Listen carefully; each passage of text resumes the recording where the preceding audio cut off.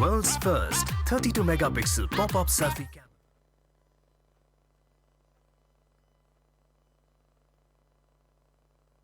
1 year ago today, PUBG Mobile went online in over 200 countries. On the 1 year anniversary of the game, we're here with you to witness the honor and the glory. The anniversary Royale Pass will go live as scheduled with the usual variety of rewards and a load of anniversary exclusive items, such as the brilliant anniversary outfit, the retro anniversary set, and the L&Q Chicken M762 finish. Don't miss out. PUBG Mobile, be the one. UC spent in Royale Pass will be fully refunded as your Royale Pass ranks up, so you can buy next season's pass. Royale Pass, you deserve it.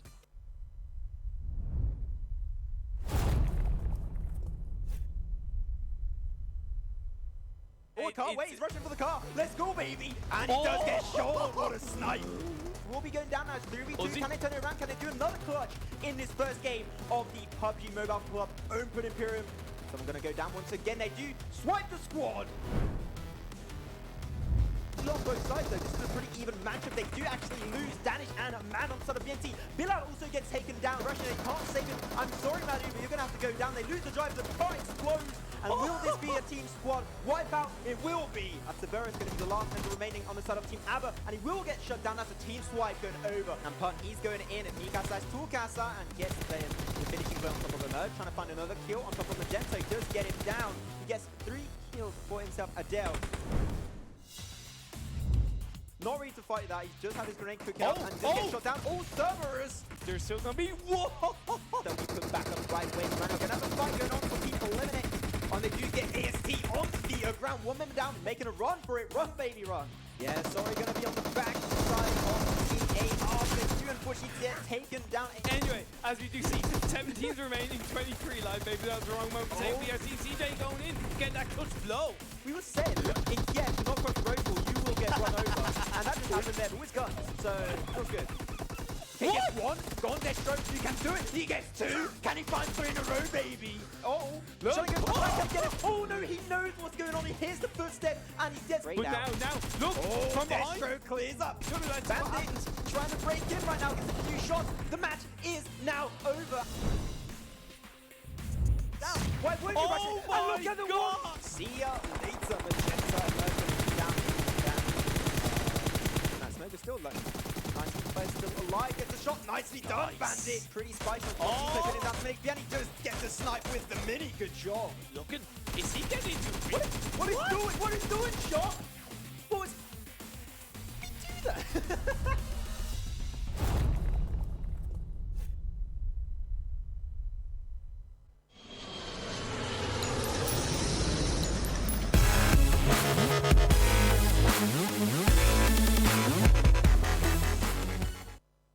Hello everyone and welcome back over here. We are in day 2 of the spring split on the group stage of the regions here, the PUBG Mobile Club Open.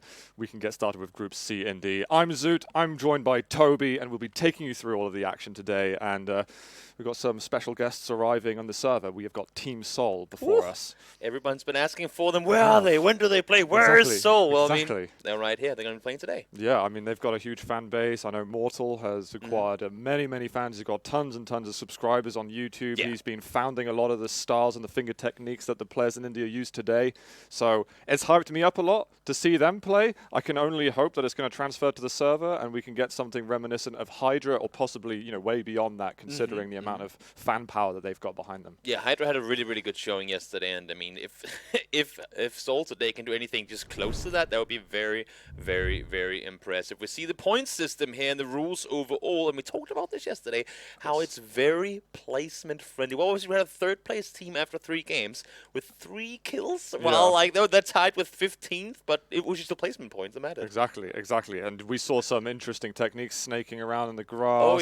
Oh yeah. People who are getting killed off in the play zone early on, but they've got that one man surviving and is not being seen by the other players. But indeed, yesterday we had Hydra getting 2 wins in a row. Yeah, that was insane. Can Seoul beat that record? Maybe. Because there's some other teams. I've been hyping up a lot Team Seoul, and here we can actually see what was happened yesterday on Vikendi, Miramar, and the 2 Erangel games. We've got obviously, because we've got 2 groups that are neither Group A or B. We've got the same map list before us. Before tomorrow we go to Group A and C, where it starts to switch up a bit. We get some Sanhok for us. Yeah. The closer they get, the more the action we'll get to see. That's at least what we saw yesterday. How the more room they have to move around. People don't really dare to take those fights until they're absolutely forced to. But as I say that, we had RIP yesterday. I think they have 17 kills in their 4th place games or 5th place they got in that game.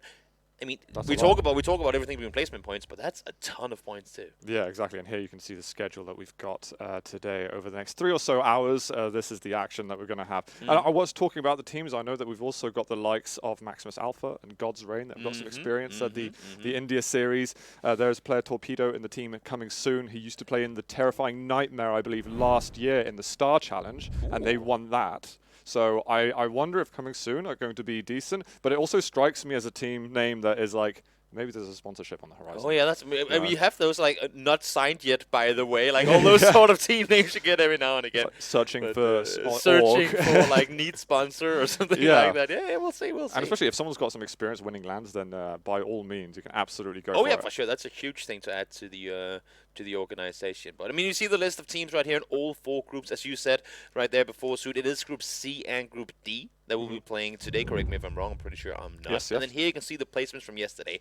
Despite the fact that Hydra won the first 2 games and actually got a 4th place in the 3rd, Evil kind of caught up to them. I mean, actually, the gap before the 4th game was enormous. It was like 50 points. Yeah, and also Evil closing in because Hydra didn't really get very good placement. That's a bit of a sort of salty finish for them, considering all the work that they did. I think they'll feel maybe even slightly hard done by on that last game finish, and hopefully that doesn't punish them right at the end. But you can see Ninjas in Pajamas there. They managed to get a huge amount of points, winning that last game of the day, putting them in 4th place in good stead right now to make it through. And you see it down the list. They were 3rd place, but now 6th place was just 8 kills. They're tying with 15th in kills, at least, that is. And then you have Pixel. They have 1 kill. 1 kill in 4 games.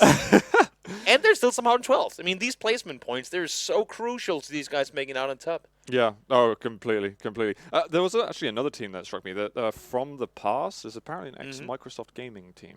So I wonder as well if from the past who will be playing it today, they also might have something. So there's a lot of teams right now that we're speculating on. I think only really Team Seoul we're confident about. This is someone who's going to be at least getting a 1st place today. Yeah. But I think the rest of it we're going to be learning about ourselves. But that's what's so fun about PUBG. And I mean, to me, honestly, Battle Royales in general, once you throw these 16 teams on the battlefield, even though you say statistically this is the better team, or these guys have won so many games before, they have this and these stats and whatnot, sometimes, I mean, if it ain't working, then it ain't working, and you have to be so quick at adapting and figuring out how you want to do things differently. Because even though we say, sure, this tournament is going to be playing over a long time, every single game matters equally much. And if you get off to a rough start, it can be hard to catch up. Yeah, completely. And actually, before we do get off to that start, remember you can check over clubopen.pubgmobile.com to have a look at all the information on the tournament. Also, wherever you are watching, Twitch, YouTube, wherever it happens to be, do also hit that subscribe button. There's going to be action happening all over the weekend. And if you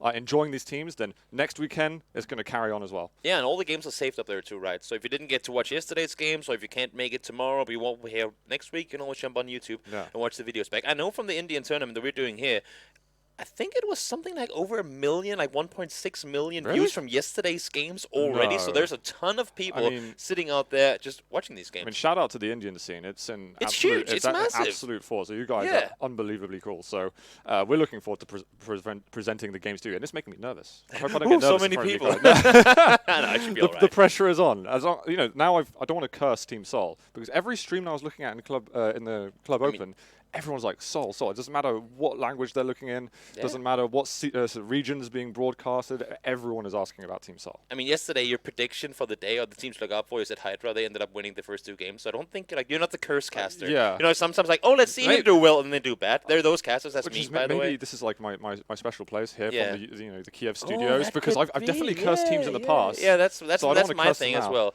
Oh, I want to see these guys do good. Oh, they got okay, Yeah, they're not exactly. playing anymore. Feels bad. I can't really cheer for a team now. Yeah. But I mean, to get to the nuts and bolts of the game, are we expecting to see something similar yesterday? We saw some highs and lows, I think, between all of the teams. Yeah. We had some teams that were a bit too friendly with the play zone. Yes, and that's were the intimate. That's the thing I was gonna touch upon, because Hydra, they were one of the dominant teams yesterday, and they made dominance not by going out and fracking out everyone, but playing smart according to the circle early, and then when they were in the late game, they had a good position that they could fight from. 4 guys alive, all the nades in the world they needed for those fights to go their way. Here, I mean, if we're talking Seoul and their fragging team, some of these teams are, but they got killed by the blue and whatnot yesterday early on in the game. If Seoul is already out hunting the same way that we saw RRP go, like, oh, there's the 4 guys over there, we don't care, let's just go over there and kill them. If these guys will do the same, I mean, it's going to be super hard for all these other teams. And, well, it looks like, guys, we are going to be getting off to a start right here on Vikendi. And just to follow up your point, Team Seoul at the end of the series in 5 games got 48 kills. That is a staggering amount of frags. So, as you say, if they are going fragging out, then we could possibly expect even higher level of kills here in this sort of qualifying regional group stage period. It's always difficult when you go into a new group, because I mean, we talked about it yesterday as well, how just adding or taking out one team like can upset the entire balance of a group, depending on whether the team likes to play center, on the edge of the circle, whatever. But here, I always feel like game 1 is always like they get the sort of gist of the situation. You gotta figure. I mean, some teams will just go, you know what, we have made this plan, we're just gonna stick with it no matter what happens. Sometimes that can work. But if it doesn't, and they then have to come up with something new, having only worked with this one plan throughout the entire tournament up until this point, it's going to be so hard for you to, like, what do we do now? Everything we've done and practiced is not working here. How do we do things different? So go into these first games with a mindset of being able to adapt, that's for sure. Absolutely. Well, we will very shortly have a circle being shown to us. What is this? And it's very, very spread around the map at the moment. No one's taking too central of a position. It's exactly like yesterday. We saw the plane yesterday going from Milna over the castle, and nobody went there. It's like, as soon as, like, if you drop straight down onto the plane path, nope, nobody want to do it. And now we do see the first circle, and this is going to fool you a bit, because it fooled me yesterday as well. Okay. First circle is massive. I mean, it's practically the entire island. There's not even, oh, how do they rotate? I mean, they're already in, right? But circle 2 and 3, I mean, as big as this first circle is, they're crazy small. So even though you're like, oh, you know what, this circle's so big, we're already in, if that next one goes to the opposite side of the map, you have a long way you to have run. a long travel ahead of you. You better have your boots on, because it's going to get muddy. Yeah, exactly. Or snowy. There's a there's a lot of teams that I saw, though, at the beginning sharing a area quite closely. We have ACR and Team Apex at the moment. They're just on opposite sides of the road. They can hear each other talking, probably. We saw this yesterday as well, where the majority of these cities are big enough to house 2 teams. The only thing is, how do the 2 teams play the city? Do they just kind of loot, like they know where they landed from having seen their parachutes, right? So they just loot the area and then run out on each side? Or do they try and force these fights early on? Yesterday, it kind of just became the stall thing, where everyone's just sitting around in each their house and waiting for the other guys to push. But if no one pushes, it's just going to mean they don't get time to loot, because they're still sitting in that one same place. And it's just, I mean, it's kind of just them tripping over each other instead of getting anything from it. Yeah. And here you can see CS, that's the coming soon team. You can see Torpedo there with his teammates. I didn't actually see where Seoul dropped. We will know. Yeah, we will know soon. We'll find out soon. But because there was a lot of teams dropping on top of each other, yeah, it's difficult I couldn't to really tell. then. Yeah, for sure. You got Lordex in here. They're getting themselves looted up on the northern side of things. Pretty straightforward. Seeing what they can get going. Reaper on top of things over there, and Ellie as well. They'll be they'll be just fine down south here. Again, they're on the edge of the circle, and this is one of those positions where I mean, sure, it's not that big of a map, so you can't just run it. But considering how how small both circle 2 and 3 are, if it double shifts, I mean, because right now they're sitting hard on the southeastern side. If it double shifts northwest, they're going to be tanking blue pretty much no matter what. Well, and yesterday when we watched Vikendi, I don't think we had any action till about 12, 13 minutes. Yeah, it was into a the slow game. start for sure.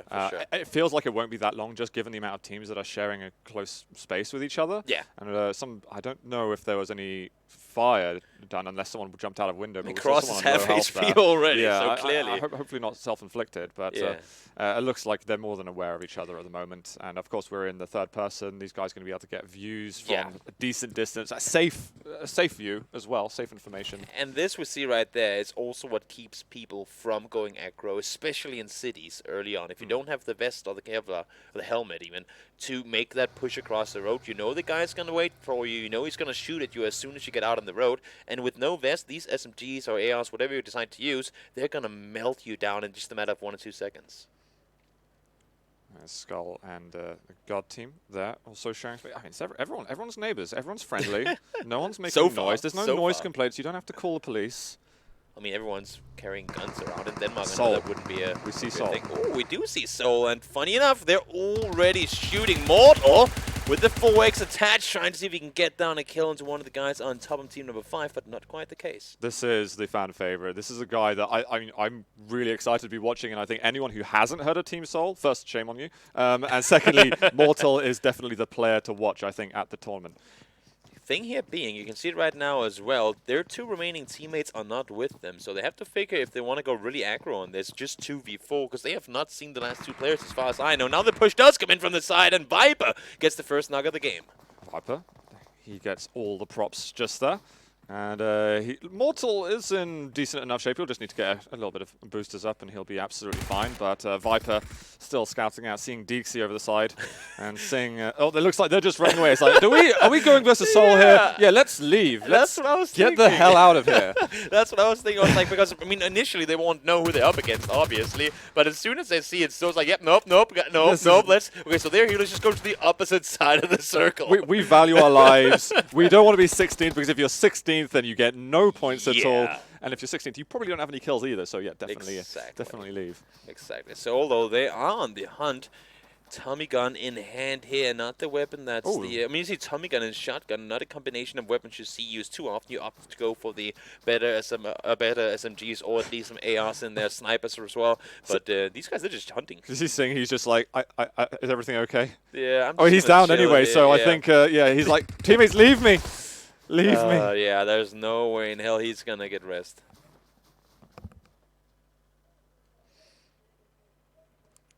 Oh, and also, I also spotted people talking about Mortal's changed the look of his name. There's a lot of the players on the team which have got the capitalized first and last letter. He's now gone without that, but with the capital T. So, you know, I think it's also always important when, if you're gonna when put the pros are changing things. Yeah. The T is the best. Yeah. Well, Zoot, I wouldn't be able to do that. Yeah, it would be untrue to myself. Oh, that's. But I respect though the central T and the starter T though. Yeah, that's the good one. That's the good one. Okay, yeah. you see where I was going with it, you know? CS coming soon, getting themselves looted up on the edge, and we saw a lot of this yesterday too. Not a lot of people landing in the middle. Paint getting themselves a little bit of damage done. Make that actually 2 knocks coming in off of that, so a good start for them. But a lot of people landing far out on the edge to get looted. But, I mean, for some it worked, because they would just do that whole thing where they just kind of clear the edge, and then once they've killed everyone or made sure there's no one around them, they have all the room in the world to work with. But for some other teams that goes on the edge and just hide there, they will be out of the circle next time, most likely at least. And they will have no info to move on. And that's where we see all these teams while running are just like no idea where they're being shot from, gets taken out immediately. Yeah. I see Maximus Alpha off in the distance. The Lord team have got full control of that zone. I'm curious if we'll catch up with Soul at some point later and they'll still be running after.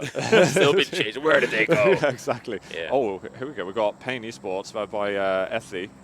They might be able to find Hruth in just a moment. There's 4 of them right next to each other. Hruth's going to have a little bit of an advantage, so he might be able to get some gunfire out quite quickly. It's going to go horribly wrong for one person or one team. They're pushing this extremely smart. You can see Ethy, they're sitting on the other side. I believe they've lost 1 player, 2 were knocked, but I'm pretty sure 1 got rest just before. But Hruth, however you want to say it, he's all by himself against 4 guys. This is going to be super hard. You can see the friends are coming in now, but I'm not sure they're going to be there in time. I see being Eternal Hydras, by the way. We've got another form of Hydra in this. Oh, yeah, there are multiple Hydra teams. Yeah. That's the snake of choice. We've got a push in a Team Apex. Moving into the same building, another team right above them. They look like they want to be pretty aggressive of this. They're just going to follow straight upstairs. There is Team ACR where they've got it down already, and they look like they're going to finish the job, get themselves a point on the board, and maybe chasing up to the roof if they can bring 2-man with it. He's just jumping straight out of there, does not want to get involved, but Mercy on the other side has managed to take down Matt from Team Apex. So there's been a small exchange. However, there should be a resurrection going on there. I like the play coming out from Apex, actually, the way they managed to disengage on that one. They came in really smart all together, and now you got the Hydra guys getting themselves one finish off there. So a little bit of a fight in return coming in their favor, but still just 1 guy by himself against 3 more. That's quite amusing, really, because now that's the first they've heard of this person being there, so I don't know if they'd be talking to each other. Why didn't you tell me there's some information there? He's right next to the building or something like that. But now they'll be more aware. He's going to reposition himself a little bit so he's not as predictably just standing on that corner. Yeah. And we've got 2 Pain players moving around. They probably need to get their third to help flank within or outside the building. But they need to just clear this zone, clear all the danger. For sure. And while we're covering with this, we can see the Apex and ACR team fighting all over the place. Ooh, Root does go down, so despite him getting 1 kill, he is taken down in return. Harry sitting there trying to do something to help, but it's going to be too little, too late. I think it's a shame that Ruth was inside the building when he had Harry covering him. If he stayed outside, there would have been a good chance for some sort of crossfire, at least, or just coverage. Yeah, in worst case, he could have tried running off, and then the other guy could have held the window. So now he's all that's left of the team. Lost 3 players really early on. Not the type of start you want to have here. Yeah, and we actually are down to 15 in total there. I know we had a lot of action going on, but we'll catch up with that 16th place a little later. We can see the circle moving to the west with plenty of teams that needing to make a move there. Yeah, and this next circle is only going to get smaller. It's already hard shifted out on the western side. And for Skull, for Pain, for Harry as well. I mean, they have a little bit of distance to go. You can see Harry does have a vehicle, so it should be pretty straightforward to get on over there. Coming soon up north alongside Apex, they need to start making their way down to the circle too. Yeah, and that one sole survivor, Harry. Are we going to see the same Cypher plays as yesterday? We will have to wait and see. I mean, that was a very impressive, not only top placement by a solo, but actually winning the game. Yeah. He had 4 kills, and I believe it was something like 4 of the last 5 players in the game. That was a very interesting way to finish off. Clutch. Look at this balcony here. So we have all the info in the world. And TG, that's 1, that's 2 guys taken down immediately. Wow, that's a very, very well-coordinated spray down. 4 guys shooting up the vehicle. At least there were only 2 in the vehicle. I was about to say, I was like, there was only a limited amount in that vehicle. We don't want to trigger you too hard right now. For those of you guys who don't get the reference, you can go and watch the VODs. Yeah, or you can just understand that sitting 4 guys in 1 car, especially in situations like those, when you're up against guys with aim that is so on point. Can we call it the Toby top tip? It's just tips with Toby. Don't be 4 guys in a car. Yeah, exactly. It's not even tips with, it's just tips with anyone. Tips with Toby. But it sounds good. Top tips, Toby's top tips. Yeah. I mean, it just rolls off the tongue. Yeah. I mean, wish it was Thursday too. Brand that. Yeah. Go. Make a YouTube channel. Thursday's tips with Toby, yeah. Thursday. I mean, it's Saturday. Yeah, that would have worked. Can we come back here on Thursday and cast? I mean, that would be so much fun. Yeah. Harry's just about making it to the circle now. I'm rooting for Harry. Yeah. I might curse. The underdog fan. Yeah. I mean, not an underdog as a team, obviously, but him being all by himself, that does put him in a pretty rough position. We've actually gone down another team as well, so we're starting to climb up the points board slowly, but surely. Definitely more action. As we spotted with the drops that we had today compared to yesterday, we've had a decent amount of eliminations already, and we're only just getting to the sort of halfway points of Circle 2, moving into Circle 3, actually very shortly. Yeah, new circle's going to pop in just a few seconds, and notice how much smaller this next circle is going to be. Wow. Only 3 teams inside the new one. Movatra is going to be the center point of it, and you can see how many teams. I mean, this entire eastern side of the circle, because there's so much water in the west, everybody will have to make their way in from the east, the north, or the south. And you have to figure, if your team sitting close to the edge already, do you want to stick around here waiting for teams to come to you? Or do you want to just go smash center in the circle and try and avoid that whole edge confrontation? Because there's going to be a lot of teams fighting. CS, don't do it. Don't destroy Toby's top There was tips. only 3 guys. There was only 3 guys in the We don't know. That guy was awfully close. And in all fairness, they only have 1 car, so that kind of. I mean, if you don't have a choice to get more vehicles, sure, do what you got to do. But here, you look at this: three vehicles for 4 guys. Love to see it. It's wholesome, I'd say. It's nice. We just saw that Viper from Seoul managed to pick up another down. The God team with 1 injury. All Seoul players, though, in a healthy position. Look at this. He's just running up all by himself. He does have a teammate pulling up in vehicles now. More teams starting with a chance, at least, to engage in this. But Viper's just taking the sprint on forward all by himself. You guys, it's going to hurt in a second. This player just been down. There's one that's proned on the floor. Axe, what are you going to be able to do? Such low health. I think he just got revived recently. They're going to blow up the car. Is that going to be enough? It is. The explosion is going to take them down, and they've got no teammates nearby to revive them. And Viper's going to just take some name tags here. Yeah, this is not going to be a rest coming in, that's for sure. Actually, going to be the last guy trying to crawl back. Rest me, guys. Rest me. I'm safe. I'm safe. He actually does go into a vehicle. You can see it on your minimap on the top right side. But now he's going to go down as well. The other Vivo players were around the corner waiting for it. And that's going to be him taken down. Vero is going to get the finish up onto Twister. Oh, ZFX. We haven't seen a lot of ZFX just yet. Gonna get myself on the boards a little bit. Oh, getting down onto Ronak. He needs to be a bit careful. Has got always next to him to help out.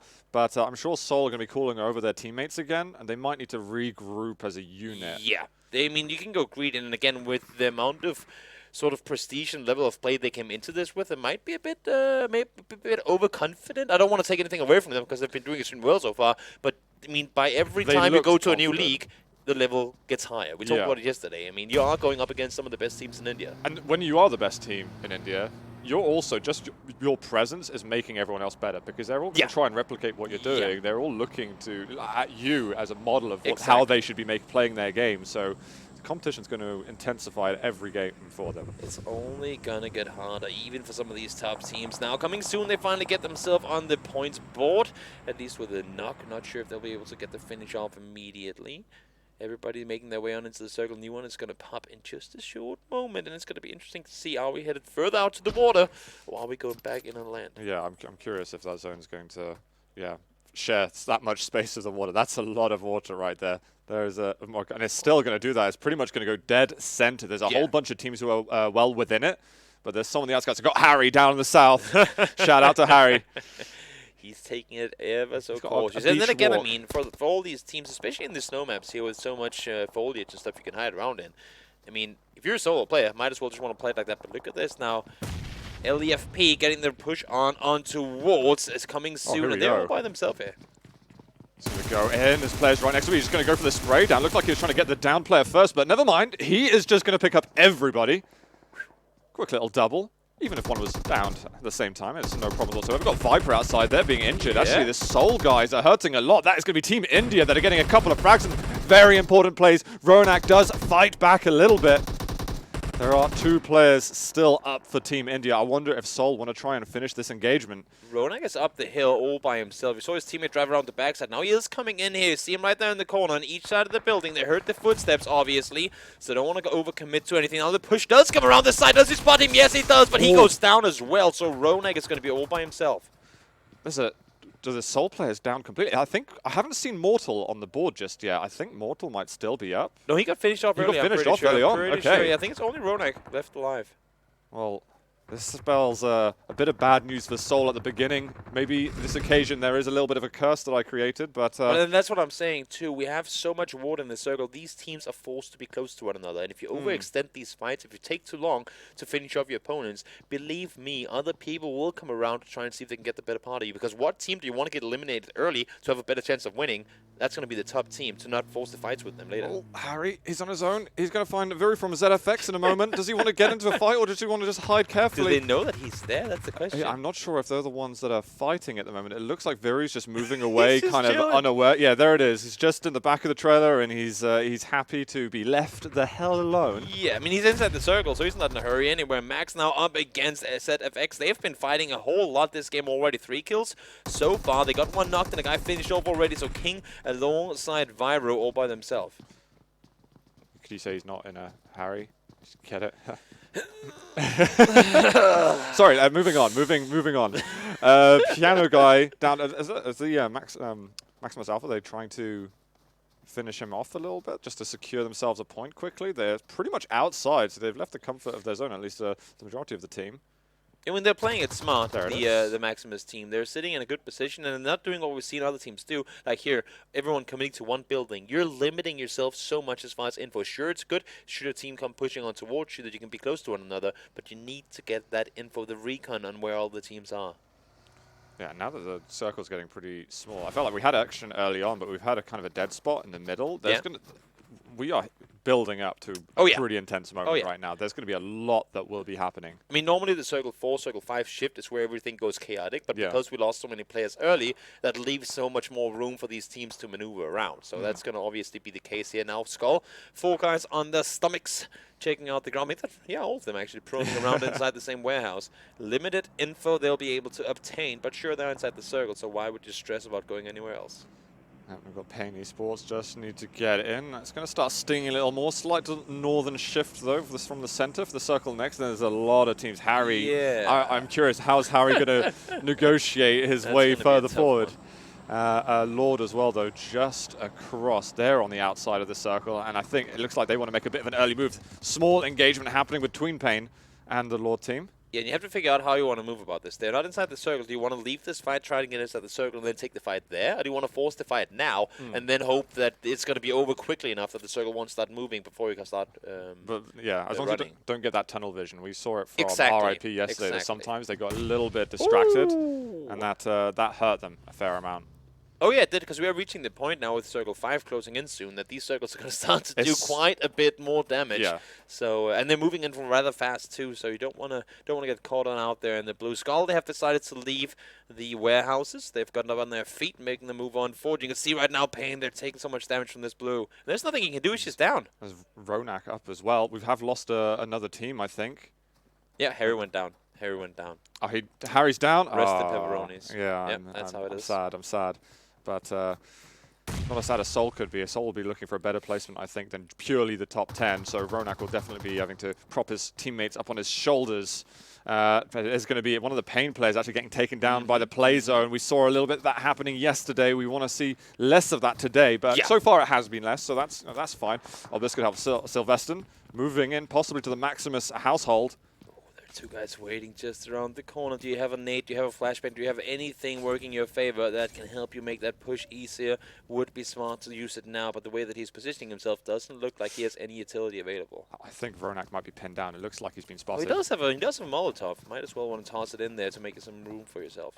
Yeah, keep your eyes at the bottom right. That's where Ronak is playing from, inside a very shed, essentially. I wonder if that car sort of gives away his position. Yeah. I don't know. Well, he's got it in case he wants to try and make some kind of quick escape, but that would be very hopeful. Here, though, right in the house, we've got 8 bodies. We've got Omega just on the outside, trying to just scan or flank for his teammates. Is that a nade? I hope not, because they're going to kill his entire team. The push does come in now, though. Skull, seemingly the ones to do all the damage, but 1-for-1 trade so far. Ronak at the bottom right, he's also in a bit of an engagement, but everything is happening in this building. We have got bodies on the floor everywhere. And Maximus Skull both still. I got at least a player standing for the moment. And Skull have lost a couple in the grave, and they're actually going to get fully wiped out at the end. Maximus are going to reign supreme in this building. Ronak trying to break free. He's just going to go down. That is going to be 9th place for Soul, I believe. And it was a play zone. Unfortunately, he couldn't move away fast enough. Ronak eventually getting taken out by that. Now ZFX are with Maximus. It's Kritagia versus King and Viru. I was just going to, because there are 2 King players in this game. There's both one from Max and one for ZFX. And the guys from Max, they pulled it off so well. They played it so smart from up the hill there, up the stairs. But in the end, he did go down. Now, Creator's all by himself, and I'm not sure what he's planning on doing here. He's outside the next circle. It's going to start closing in 20 seconds. And this was the 3rd party they didn't want to have happen. They played it so well against the guys pushing in from Skull. But while they were sitting and healing and just worrying about themselves, ZFX thought to himself, well, that's some easy kills to find in there, and they got them. Yeah, unfortunately, you can see that Soul got 4 in total, and then all the graves, all the tombstones by their names. We did see Team Apex. They had a little bit of action at the beginning, but they're still alive with at least 3 members. See Team India also getting themselves a kill. ZFX finding the Maximus player. Yeah. That's another team getting eliminated. Really good crossfire set up by the ZFX players there to secure that kill. They knew there was still one more in the house or around there, and they went on each side of the building, limiting his escape opportunities. And once they started fighting, the crossfire was there. So really well done by them. 7, just a little bit of prone, trying to get some view over the mountain. Ooh, gotta drive away. And goal. I just found that there's snacks over there. Some names that I'm familiar with now. Just on the other side of the mill, you see him sitting there. 7 crawling around. They are still make that station. Oh, he's a solo player now. I didn't even notice that his entire team has been eliminated, and he gets himself first from Lord. But as you can see, there's still 3 more players around. Well, they've actually put a smoke up, I think. That's going to bloom in just a moment. If anything, surely he doesn't want to overcommit to the fight. Even if he can get himself an extra point now for a kill, you're getting way more points for every additional placement that you're making. He does have Shadow down the hill. He might be able to get the rest on up here. You can see you have one team sitting in the compound just north of him. They do get the finish off as well. Snacks is actually going to be the one to get the flush in. But seems like he might. Yep, he got up the rest, but now he has a 4-on fight with 4 guys to go. And Lord just... Oh, Snacks, he didn't do a bad job at all, but eventually he gets eliminated. There's an assassin from the Goddle team. And we're with Hash too, who certainly needs to, get that first aid kit going. Yeah, you got to play it safe. I mean, they know they have a knock on the inside, and Paradox all by himself, all the way down the hill there, needs to do something to stay alive too. No way he's going to get up and get that res on up, because his teammate just got wiped. So he has to prone his way on into the end of it. We still have 7 teams remaining and a lot of placement points to be accumulated, because it's not before this top 5 kind of thing that the difference in placement points, like 1 placement higher, is going to get you so many more points. More than 3-4 points, yeah, especially when you go between second and first. 22 to 30 points yeah, is an insane amount. Shadow, though, who was revived by 7, he's trying to get some gunfire out, but eventually Ati is going to eliminate him. Now it's just 7. Just 7 alive for F43. I think that is the floor official. Correct me if I'm wrong, guys. He just has to chill it out, and there's there's just so much for him to focus on. And worst comes to worst, he's not even inside the circle yet. So it's going to be a really, really tough push for him to make forward. If you can't see, so put your hands over your eyes. If you can't see them, they can't see you, right? That's what I was always taught. Yeah, that's how it works in first person. I think so. Yeah. That's how it works in first person, not in third person. And also, we're on the brink of something here with Team Apex and ZFX. Goddle, they're starting to move in a little bit. The circle is going to start pushing. 7 is going to be able to get it down. Can he get the elimination? He does get that extra point in the end, but that is going to be a 43, getting eliminated in the 7th. And now Team India over onto Goddle, but it is Team Apex and ZFX. King, he's trying to have a 1 versus 1 with Ash, but he's going to leg it as this Riser that's just chasing around, and now maybe in for the double team at this point. Ash, can he take him down? Eventually gets the elimination. Not a whole lot more you can do there. King and the ZFX, they played it extremely well, but not a whole lot more for them to do, as they were met with, well, I mean, a team that just had a better numbers and also a better position to fight from there. Goddle, only team we've seen utilize vehicles this late in the game up until this point. And then you have Team India, they're sitting really well inside this compound. I've got to say, Team India is probably looking the best at the moment, given the amount they have alive. And Apex is under tons of pressure now, too. They got the, I mean, they're getting the 4th rest up, I would assume, in just a short moment's time. They've spot out Goddle as well on the other side. That is not the first time we see them spraying down also towards a vehicle. They had that excellent double kill earlier on when the team was moving across the fields. And they have 5 kills already. If that's going to add to it, if they get themselves a win here too, there's going to be a lot of points accumulated. That's the Goddle team. Team India, I think, have got 9. So they've been doing fantastic. Oh yeah, they got even more than that. So yeah, they have 9 kills. That's, I mean, that would be absolutely insane. To start off the first game with 40 points, that would be very, very impressive. Definitely. We have 3 teams remaining, 8 players alive in total.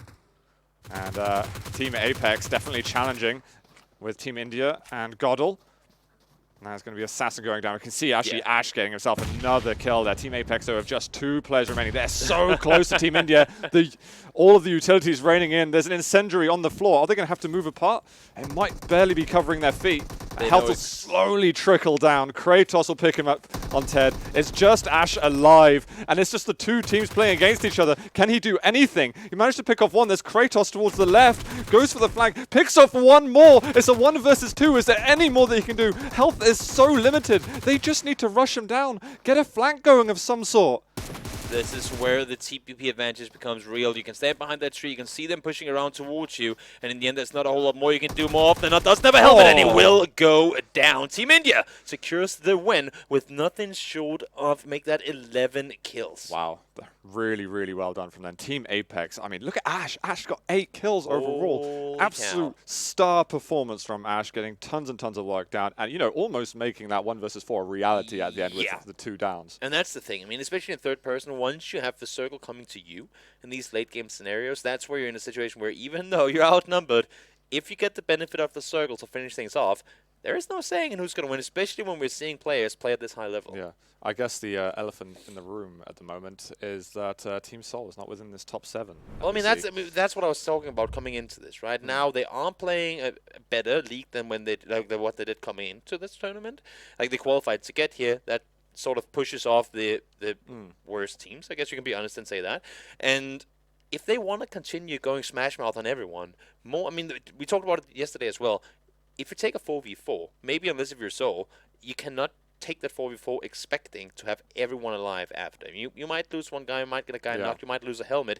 If you do this over and over and over again early game, and you come into the late game with just 3, even though you're the better team, the other guy's having the fragging power, that could be the difference maker. Yeah, and we saw a lot of confidence from them early on too. I think maybe they're going to be a bit more reserved moving into the next games, because they're going to be experienced enough to know that a couple of gone wrong games at the beginning can already destroy your pathway to where you want to go. We do get to see the highlights, guys, of everything that was going on in that match. We'll probably see some stuff that you didn't get directly on stream, thanks to the fantastic production we got here.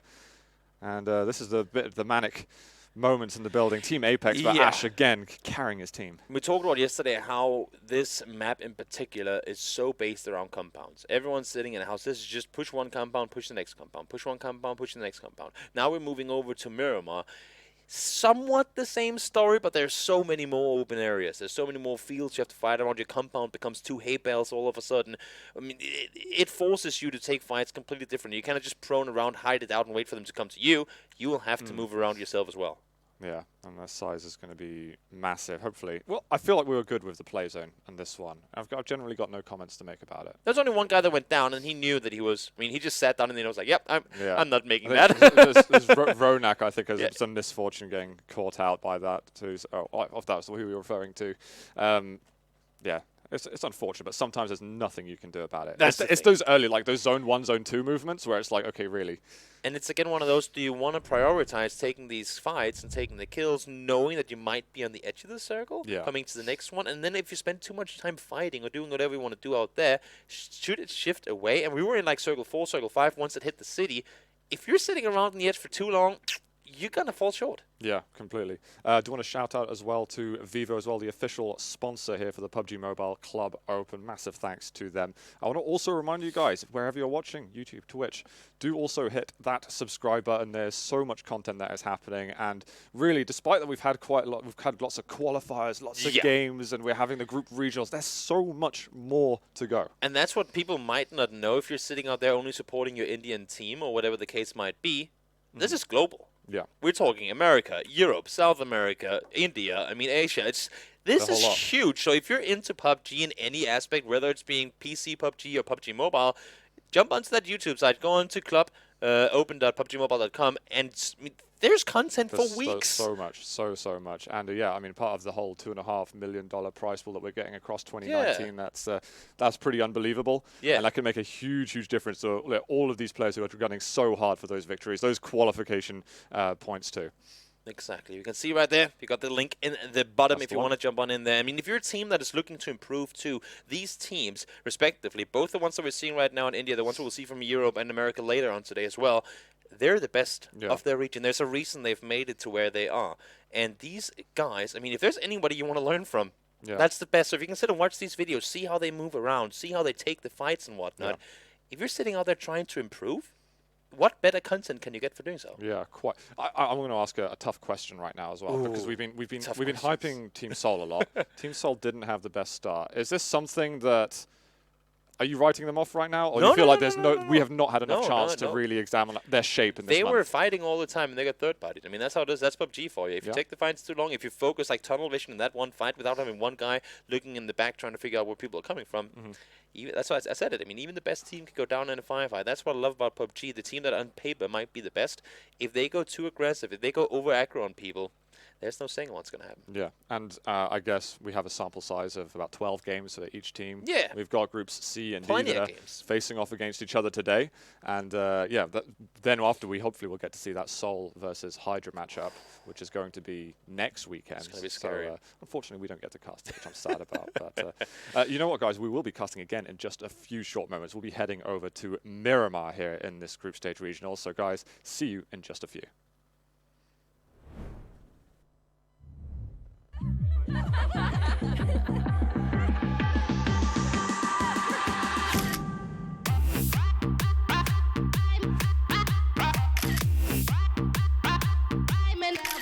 Hey,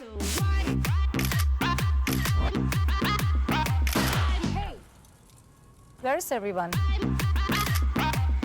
Capture the night with triple rear camera, 48 million quad pixel sensor. Hi. Hey, buddy. Yo, Mike, are you ready? Wait. Should I go with the UMP9 or use it? Sun's out, guns out. Gear up for summer. You ready? Okay. Well, Ready? Sorry. I'm late. Any plans for fall break? Happy graduation! you made it, bro. So proud of you. Sorry I'm late. What a day. I hear ya. Get Come this. on! Hey, Watch out! Take this! that's Hey! a real battleground. Are you ready? Zombie, Darkest Night. The newest mode in the zombie universe is here. This time, the rules are different.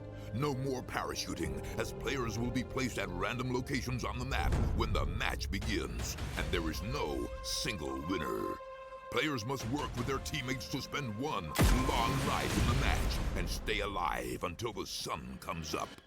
Waves and waves of zombies will spawn during each of the 3 foggy periods at night, and supplies should only be scavenged when the fog fades. The main objective is not to defeat other players, though this doesn't mean they are harmless. Players may need to work with other teams when necessary, but should also watch their backs in case the Fragile Alliance goes south. This will be a unique experience for every player involved. This new mode also comes with a passive skill for every player. Understanding the skills will be the key to staying alive in this long night. Can you ride out the night?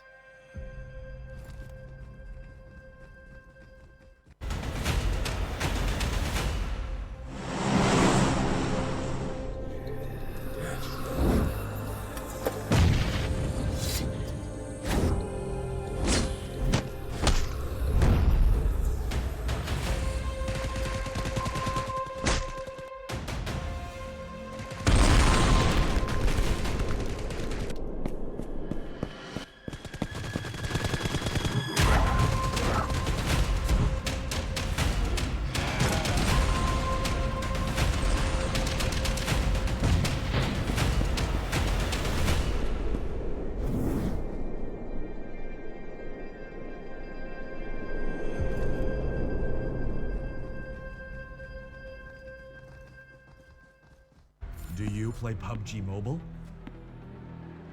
Maybe you never run out of stamina.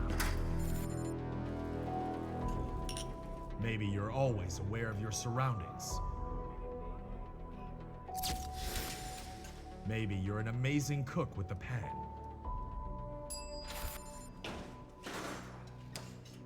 Maybe you're a great driver. But as soon as you hear the sound of an airplane,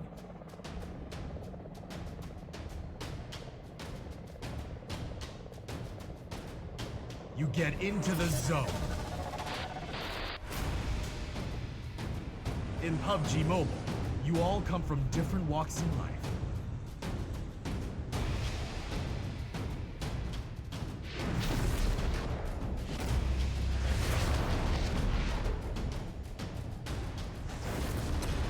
But you face the same dangers on the battleground.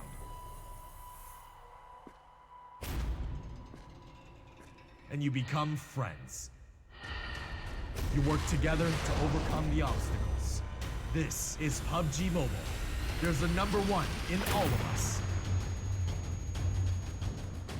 Welcome to the PUBG Mobile first anniversary party.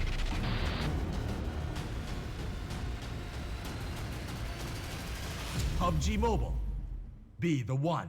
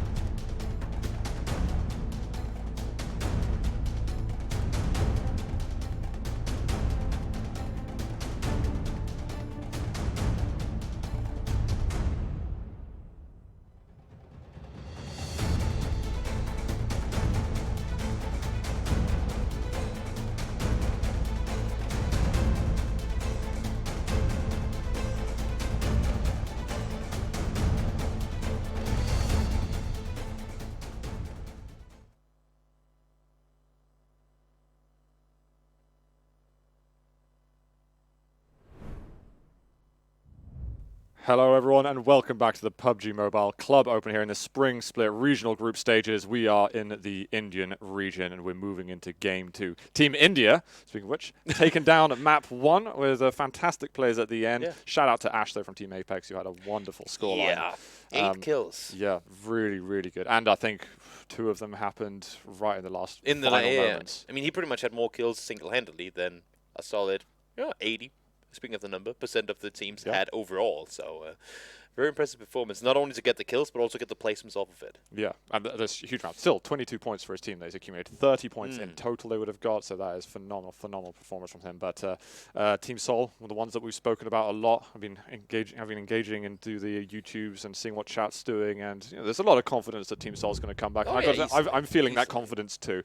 This is an overall, this are the standings. I don't know if we're going to have this incorporated with the other teams just yet, but eventually we will have standings that will have all 32 teams in this group. I'm pretty sure that's the case here. So right now we're seeing all the games from yesterday as well. So it's all sort of piled up into one. It can seem a little bit confusing. We see Apex is up there currently in 14th place off of the game they had there. I believe that's just off of one game, right? Yeah. I mean, that's just one game played. God L is up there as well, taking the 16th place immediately. They've only played one match. It's pretty easy to count, actually. You can see the match count. Team India in 11th overall, and of course we're doing this because not to confuse you guys, but actually to help in the long run, because it is all, even though they're playing against each other separately, like the points and the placement points off of who goes on to the next round and who doesn't is off of the combined points with all the groups. Yeah, indeed, and we can see. I mean, when you've got some teams that have only played one, they're already starting to overtake the others. They've got 4 matches. There's a little bit of confidence being established from those teams. For sure. So they'll be feeling it, especially Team India, who are already well up the ranks. They're sitting in 11th between teams that played 4 games yesterday. They're almost accelerating, like at Hydra levels of pace. If they can continue to get some solid placements, and who knows, I wasn't expecting many teams to get close to Hydra, but given what happened in the final game yesterday, we could well be. We will see. It's going to be interesting. And unfortunately, ACR down at the bottom with Team Gravity. That's basically 1 for the placement point, 1 for the kill. they can share the unfortunate misery of that situation. But more games in just a moment, as we will be stepping over to Miramar. Before we step over to Miramar, quickly want to shout out again to Vivo, our sponsor of the PUBG Mobile Club Open. Also, if you want to check out more of the PUBG Mobile Club Open, go to clubopen.pubgmobile.com. You can find all of the information there. And make sure you get subscribed as well on those channels. You don't want to miss out on anything, especially especially if you're competitive PUBG Mobile player yourself, or if you're new to the scene. There's first of all, there's so much to learn. We talked about that coming into the break just before, but also, I mean, it's just rare that you have everything put into one place. For me, I mean, having done analysis work for PUBG for a long time, something is on Twitch, something is here, something is there. Try to go all these different links and all these different sites to find all the info. It can be so hard to have like 18 tabs open at the same time. Here, it's all put at the same page. So jump on over there if you want to get the info. And now, so let's get straight into game number 2. Let's do it. Slightly northern-facing plane route that we've got at the moment. They've got teams that have already been jumping out, and probably in the next 30-40 seconds we'll have an idea of where, well, the pretty much large circle is going to place us. But we've got some early drops there. I wonder if we're going to have the same color. Oh no, I see Sol on the orange. They look like they dropped fairly early towards the sort of Nueva area. And ACR looking like one of the last teams to be getting out of the plane. I love it. I don't know why I come to think of this right now, but every time we see this picture, I mean, with the plane coming in and all, don't you always feel like that when you do this, don't you always feel like a weatherman? Like I'm here today over the city over here, you can see the rain is going to be like this. Well, yeah, exactly. And then, trying to tell the viewers how the weather is going to be. That's pretty much what we're seeing. I can imagine you stood as well on the left side, just with your arm pointing down. Pointing over the map. That would be amazing. The circle does pop, though, and it is going somewhat south. Again, I mean, it's a really big first circle, and sure, it doesn't take up as much of the map as it did on Vikendi, but that's going to fool you as well, because there are more. If you look at the grid, on the map, the black lines going around, each square represents 1 kilometer. And there are more of them here than there are in Vikendi, so that's the circle size itself is equally big, but the map here is actually bigger than Vikendi, if those you guys should know. Yeah, and here we've got Team Flora, I believe. They've managed to get themselves down. And ZFX we've got on our screen. It took us a while till we saw from them. They had a pretty good placement, actually, last game. Yeah, they were one of 2 teams, I would say, to really play off of third parties. Like, they were never the team that would aggressively engage in the fight themselves. They did have to push into, I believe it was Maximus at one point, but they were by themselves for a long time. And Lord, What in the... What would you expect this from this stage? I think they just landed a bit. They just landed a bit further away from the city. They couldn't get as fast as they wanted, and they ran over there. Soul was here on the screen, one of the big fan favorites. They'll get themselves looted up. But just going back to ZFX really quickly to touch upon that, they would never engage in fights on their own. They would, though, try and see if they can come in third-party fights with a chance they can. We already see teams fight. That was Pain and Skull, I believe, going up against one another. Yeah, indeed. I mean, we've got Viper on team there. We saw Mortal for a moment, but hang on. Here it is. Actually, some Pain players being held out a little bit. There's just got the fists out, trying to get the punches down. Nix is trying to do some damage, but there's been Jonathan on the side. What? He's used that as a distraction technique and a bit of a good old... teabagging there for That's a bait if I've seen one. I mean, that's a bait if I've seen one. Gotta say, and that's 2 players down for Pain already. Sure, it was a northern flight, meaning that for some of these guys that would want to go further down south, you might end up fighting for vehicles for some of these other guys trying to do the same thing as you. So a bit of a tough break for the guys right off the bat. And now we see TG in here. There, I mean, you're saying obviously he's heard something on the other side. Maybe some doors being opened and closed, something like it, because he's sitting there with his mini, I believe it is, trying to see if he can hold the ankle. Yeah, has got his ears perked up, and his teammates seem to be coming over for some assistance, just in case. I think it's kickoff over here, but Lord seems to be moving over. Only 3 guys connected as well. Don't know if someone had a little bit of a connection issue or whatnot, but they clearly know they have people over on the other side. Big question is going to be for Lord. Do they know they have opponents sitting in the city? Because if not, they could get themselves caught out of guard. Yeah. I might be remembering it incorrectly, but actually it might have been Team Gravity that were to put Soul to sleep last game. Actually, I know they were involved in the fights with them, that's for sure. Yeah, they had some engagements there, but then then again, Soul did fight pretty much everyone within the first 10 minutes. So. Yeah, they went all over the place. They were all fighting throughout the entire life they had in that Vikendi game. Now the circle is a little more closed in here. Up in data, have Harry, one of the Hydra players that got to live a little longer than the other guys that last game, grinded as many placements as he could, but now fortunately does have his team up on their feet, and then Team Apex. Extremely good performance last game. Yeah, I just wanted to follow up on the Pain Esports. It's nice to see them. They're actually able to enjoy the moments at the beginning of the game, getting those couple of kills, rather than being on the receiving end of that treatment. Yeah. And Eternal Hydra, they've got some. Pain Esports seems to be treading on their territory a little bit, but we'll go back to Team Gravity. We've got Dixie looking over at Pranav, done a decent amount of damage. Looks like he wants to follow up on this. He's all by himself. He does have the rock, and this is again the advantage of playing third person. You can sit in the cover and still get a good angle on opponents on the other side. Peeks on over. Doesn't get any hits down though. Is this the visual expression of between a rock and a hard place though? Some might argue. And well, go down. Yeah, that I think it actually came to reality just then. As Pranav probably going to get finished off by Dixie in a second, as he wants to kill secure. Put you out of your misery. There we go. Nicely done, some Dixie. Points. Get the kill off, and that's going to be a load down one player early on. We can hear Goddle there, sorry. I would need you to translate for me with your perfect Indian. I'm afraid I would not be able to do it any justice whatsoever, but the comms coming out, and it's always good to hear. And from what I was reading in some of the interviews, it's a big part of it. They really love the communication aspect on the mobile, being able to incorporate all those elements together. And that's why, as part of mobile gaming, where we haven't had that a lot before, with PUBG Mobile, getting those comms on the go between all the players has been a huge hit down in India. Yeah, it's pretty interesting. It's pretty interesting to get to. I mean, now we don't understand what they're saying, but for a person sitting out there watching, I mean, it's like if you're watching any other sport and you have some team or some person you like to follow. So here, I mean, one thing is we see what they do, but hear how they communicate it out. That's a big learning tool as well if you want to improve. And we got Soul with Mortal still alive, which is always good to see. At approaching the 7-minute mark of the game, we've actually had a little bit of action despite it being such a large map. Is that four? I think there's only 2 in there. I think you're safe there, Toby. Huh? It's okay, there's only 2 in there. Oh, yeah, it's all good. It's all good. It's all good. They're just rotating all by themselves. They're in the blue, so odds are that there won't be people shooting at MC God. They've got plenty of vehicles to work with down here as well. It's all good for them. They're just edging away from that circle. They're slowly closing on them, but plenty of time to work. Team Gravity as well. They're moving towards the circle at the moment. They're trying to get eyes on. That is Maximus. They've lost quite a lot of health between them, and now they're actually kind of surrounded. One of them is going to fall. Kritagia, I think he might still be up. There's a bit of irony in Satan being killed in a graveyard, but let's see now how it's going to happen here all by himself. The flush does come in. I was going to say, I don't think they saw the last guy yet, but now they do, and it's going to be Dexy to take him down as well.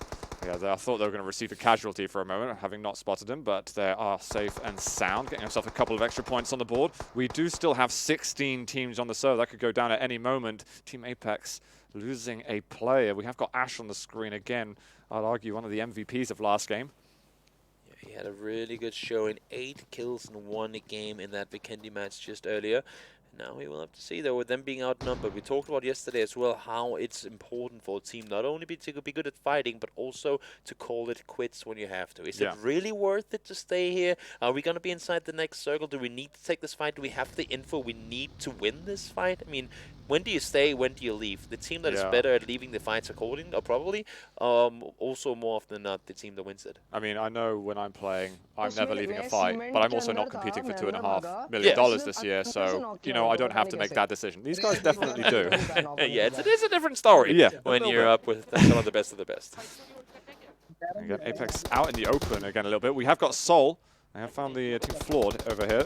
Trying to get some shots on that. It's going to be Leo. He's going to be gunned to the floor, and I don't know if they're going to get them picked up at all. 8 out of the car. That's a tricky shot to land with a sniper rifle. Bold action out of the moving vehicle. And on mobile. That is very, very impressive. New circle is going to pop, and we're going down towards Los Leones. Now, the question is going to be, there's so many teams north of the city. Do they want to rotate around the city? Because there's always kind of a feeling, at least when you're playing PC, that cities, they're kind of the no-goes because there's so many angles for you to hold. It's so tricky to maneuver around, expecting to be somewhat safe. So we will see the teams move around the side, or will they just crash straight on through? As we talk about that, of course, so will they start adding some more kills to the list. Dude, Girdle, these guys are well out of the zone. They're on the island at the moment. Yeah, they're pretty far away. As long as they've got the meds and everything, then, you know, it's fine. They don't need to worry at this stage. But I think we're going to start worrying if they're still in the zone, kind of into this second zone movement. I mean, at least at this point, because as far as I know, at least that's the way it is on PC, the further you are away from the circle itself, once you hit circle 2 and 3, the more damage it's going to do. So with you sitting all the way in the southwestern corner of not only the circle, but the entire map, that's gonna, even though it's early on in the game, it's still gonna tank you through your bandages and meds that you would want to have coming into the final couple of circles. Yeah, I think we've got Ronak and Always there from Sol, who are just trying to move away, Flawed. This decided, again, that just don't challenge Sol. Doesn't matter if they had a bad game last time round, it's just the odds aren't in your favor at that stage. I mean, they're great fraggers. They just showed it right there. 2 bold action kills back to back. I mean, that's... if they can do that and take the close fights, I mean, when do you want to engage them if they always have the upper hand like that, right? So smart play for teams to avoid them and take the fight later. Hopefully for you, if you're facing them again later on, they will have forced fights with others. They will have taken some damage, maybe gotten a person taken off, or just a knock, because that can they can help you so much when you have to fight the better teams. It does feel like Sol's being a little more reserved this game. You know, it makes sense too. I mean, they did go super aggro last game, and well, I mean, they got to pay for that. So this time around, they're saying, you know, we'll take the shots if we see people to shoot at. It's not like they're going to hide or play extra passive. It's just no reason to go full YOLO mode on opponents if you don't have to. Yeah, one team we haven't seen a lot of in Miramar is Team India, the glorious winners of the last game. See if we can catch up with them in a moment. But Flawed and ZFX are going versus each other. Small exchange in the gunfire. Oh, King is just about going to take down 7. 7, one of the last standing players of Vikendi. And oh no, the vehicle! It just blew up. Team Flawed is going to go out. That is 0 points for you guys, unfortunately. And ZFX are going to gobble up a few kill points instead. Demon King taking out the last 2 remaining players there with the vehicle explosion. What a well started game for them. 4 kills right off the bat without any casualties. That's the best way you want to get it. That's not the first that we've seen using that vehicle explosion essentially as a frag grenade. You know, that was happening last map too. And maybe it's kind of this false sense of security that some teams seem to have when they are behind a vehicle. So no, if that's under gunfire, I'm afraid you want to get the hell out of there. I mean, it's easy enough to avoid too. Just back off from the car. You know it's going to explode. Sometimes you even see teams explode them themselves. If they know they're smoking already, if they're close to being done, just pull back, blow up the vehicle, and then move close to it again. That's going to help you in the long run. True, yeah. That's definitely a safety precaution. We did say the play zone, just take down a name then. And it's a zone 2 one as well. Hate to see it. You hate to see it, indeed. Rotations coming in for the most part. Everyone, 4 guys, 4 vehicles. That's the way you want to see it, especially here. I mean, because the thing is, we're moving around on Miramar. Now with the new circle, we'll pop in just a short moment as well. But we're moving around on Miramar. So many dips. These roads are hellholes to drive on, because you know what happens when a team like Seoul is sitting on the edge just waiting for someone to drive on by. They will take you out. So for everyone to rotate around in the fields and up the hills and down the hills, it takes longer. It's tricky. And also, if you only have that one vehicle for 4 players and it goes upside down, that's you on your feet having to make that long run, so more vehicles the better. And Team India, we can see them very much in the center of the circle right now. Given such a great end to last game, they're set up for a really good position in this game. And even more so, not only are they in the center, but they were all in vehicles too. Even though they were as center as you could be, we can still go more center. We can still get a better position inside the circle. No, but I mean, that's how you want to play it. If you know everyone's around the edge, there was a really northern plane, and it's a really southern circle. You know most people are going to be coming in from the north, statistically at least, and that's, you want to play around that fact. I mean, take all the info you can get from a game, and they've been splitting up, they've been looting around, they've been sort of making sure what's safe and whatnot, and they will have all the info they need coming into the final fights. So I'm definitely expecting to see them in the very late game on this occasion. We'll see what teams are going to be able to challenge Team India. That comes all guns blazing to today's matches. See Eternal Hydra, they're rotating right next to the guys down the road here. That could be scary. They hear the vehicles too. You see them jumping out immediately. Question is going to be, though, do they want to take the fight here? Do they just want to make a move around? They must know for a fact exactly where they have them. Yeah. They're in the circle too, so they feel good. Here's Team India, guys. You can check them out. Mortal, you want to be careful over there. He's taken a little bit of damage, and that vehicle is about to blow up. He manages to get out in time. He's preserved a decent amount of his health too. And he's playing double snipers, SLR and M24. Not something you see very often, but that's going to be Seoul saying, you know what? Why do we need automatic rifles if we can keep them at a distance anyway? As soon as we see them, we'll start tapping away like crazy people. Also, I mean, you can tap extremely fast with the SLR, so not the biggest fear. Ronak, though, has the angle. Crosshairs watching, and they are so unsuspecting at the moment. They're both so intrigued by what Mortal's doing. One shot out. I think that was the miss, unfortunately, and that's going to be the sound cue that's going to make them turn their head. Ronak, your position has been compromised. Does manage to get a little bit of damage out. We see actually Team India getting one of the downs onto Oace from Seoul. Ronak was really counting on that first shot hitting. Yeah, one of those I like to call free haircuts. Boom! Came right over the head there, not a whole lot more to it. Seoul will be able to get the revive going, so that shouldn't be an issue for them, but all of a sudden both those teams become more and more aware of each other's presence. ACR, who haven't been doing well on the points, surviving at the moment, 4 alive, not looking bad. Yeah, TG, they have a kill, 3 kills make that actually already. They only connected with 3, so they had the disadvantage right from the start, but now they're starting to get things going their way. The circle's coming close and on, and Eternal Hydra getting a knock early on, and not only that, but they're also outside the circle. Ruth was just slightly exposed there, and he was already down, so don't want to be losing life. We can see the circle edging closer and closer to the center. Slight southern dip on it, but here Team India, we've got a Lord player as well. They are going to engage it. It's going to be Team India that comes out on top. They can get the down too. They might even want to crush that vehicle as well, but Seoul, they're still been in a fight in for just a moment. There we go, we can see the elimination. Mortal had a compound just before by himself. They finally got to after taking a lot of fire from Team India, but now that's been compromised. There's a full team over by him, and you can see it right here. He's sitting upstairs, and he has all of Lord down the stairs. Question is going to be, does Reaper and company know that there's a player upstairs, or do they not? This is where he was running to before, so they've got to have an idea that. No, but that's not the team that was shooting at him, though. That was Team India. These guys just came crashing from the entire other side of the circle, so they might not be aware. You can see they're playing it very cautious downstairs, and the thing for him is there's nothing their teammates can do to help. Well, coming soon as well, they found ZFX. ZFX do manage to get 1 kill, but we are back over to Team India at the moment, and they're just wreaking havoc on those vehicles. They got a ton of kills last game. They only have 1 so far. The knocks that they've been getting has, for the most part, been rest back on up. But we'll see now if they can get something off it. Mortal gets down 1 with the nades, so now for sure they know there's a guy upstairs. Now the question is going to be, how do you push out? It spots out 1 more. Down to half HP. Can he get him? The 1v2 already got down the first guy, and he has 1 more player down low, and he gets him. Takes out the entirety of Lord. There it is, the 1 versus 2. Mortal out on top. You know, if there's someone who's going to be able to do that, it was going to be Mortal. And it's like, teammates, I'm fine. I'm on my own here. And importantly so, too, he's in a good spot in the circle. Him having that combo, I was like, guys, I'm over here now. Just whenever you want, come on over, come on over. That's a huge 1v2 to win that positionally.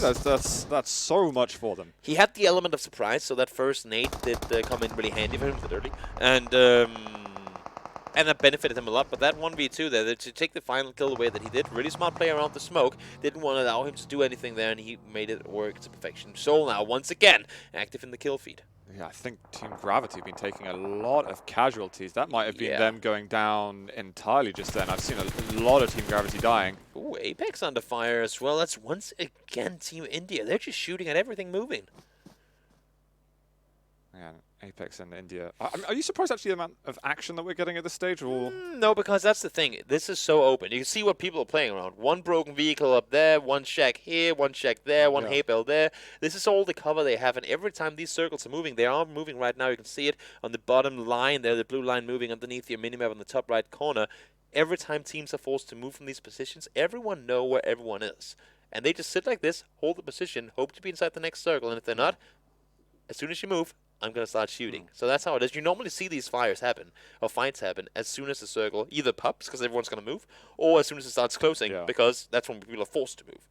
All right, that's last Team Gravity player standing. Godel, they were outside the circle for so long. Yeah. I don't know if they just didn't get a lot of loot for a while.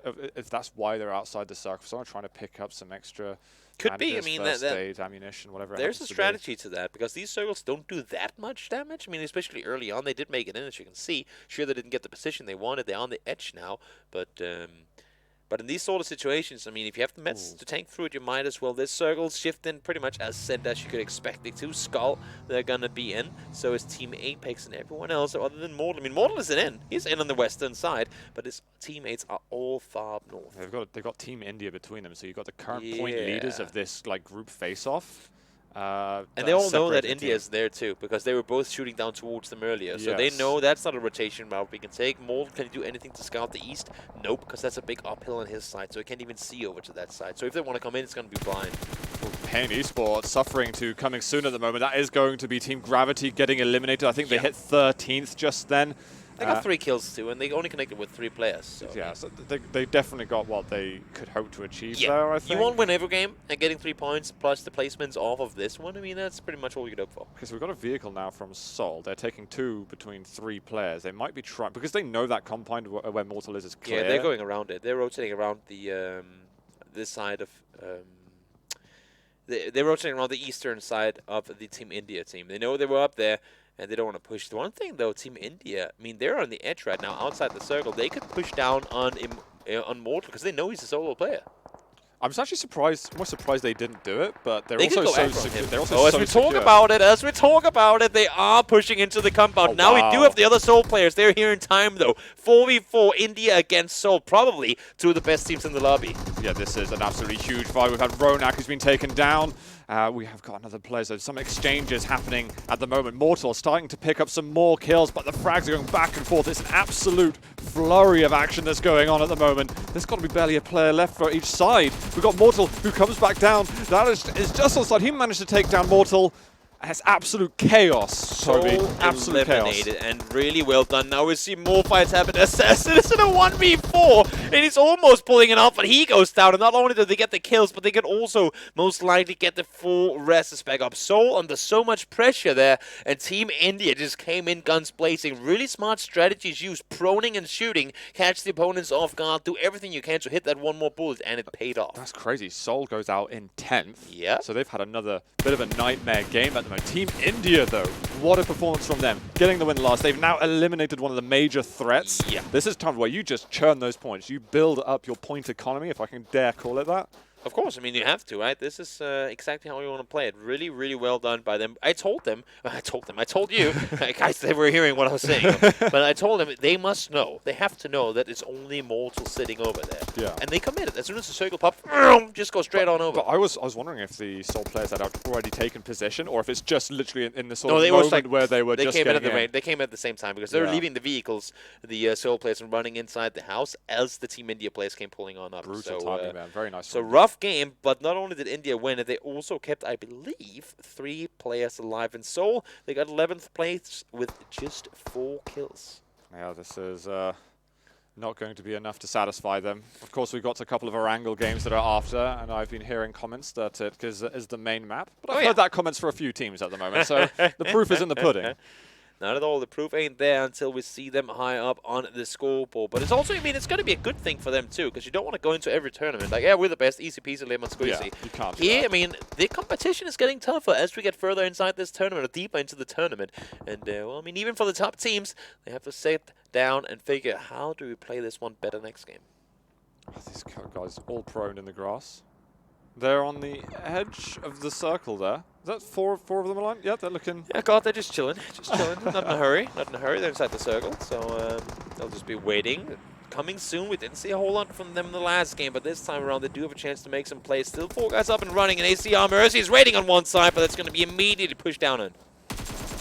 Oh, CS. We've got Torpedo on the side there. Is he going to be part of it? No, his teammates will be able to pick them off instead. ACR, they've been spending a lot of time just kind of on the edge of the circle, and they are taking casualties right now. There's Cross at the end, who's just going to try and escape and stay a last man standing, accumulate a few more of those points. Here, though, with Ted on Apex, this is just a little jumping. Try a little quick I know peek. you're in there. I know you're in there. Come on, peek up, peek up. I know you're there. It's like, where are my teammates? Where are my teammates? Is there a grenade coming out? No, he's going for a little bit of a switch. He's the last player in his team, too. The more time he can buy himself, that could potentially be placements. And he actually does get, because Cross went down. So that's at least 1 placement higher, just off of being alive here. Ash had 8 kills last game, unfortunately. Team Apex haven't secured a single one yet. They know he's there. It's like, they know he's there. All 4 players coming in now. Jumping, shooting, and there you go, finally. Takes him down, and Apex gets eliminated in 7th. It was a matter of time at that point, really.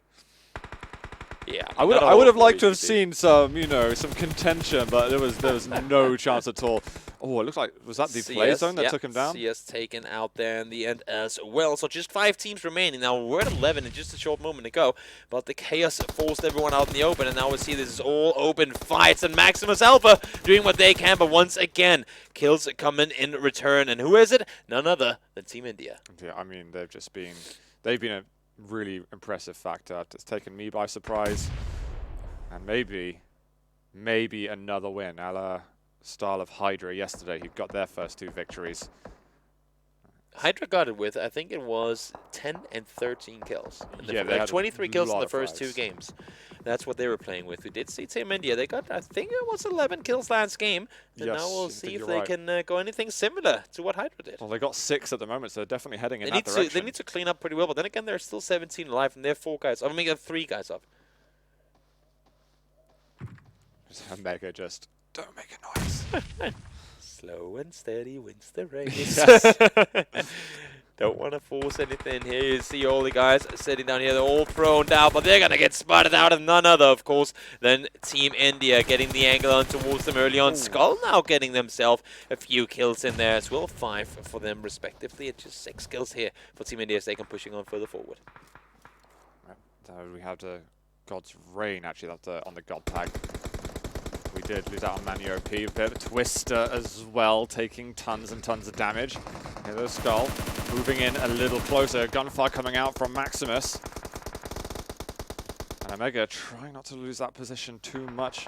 Again, he's the last alive with King, who's just going down at the moment. Yeah, King. Oh, he just goes down. Bad timing. That is going to be his team going out in 5th. So we're left with 4 teams at the moment. Team India with just the 3 alive.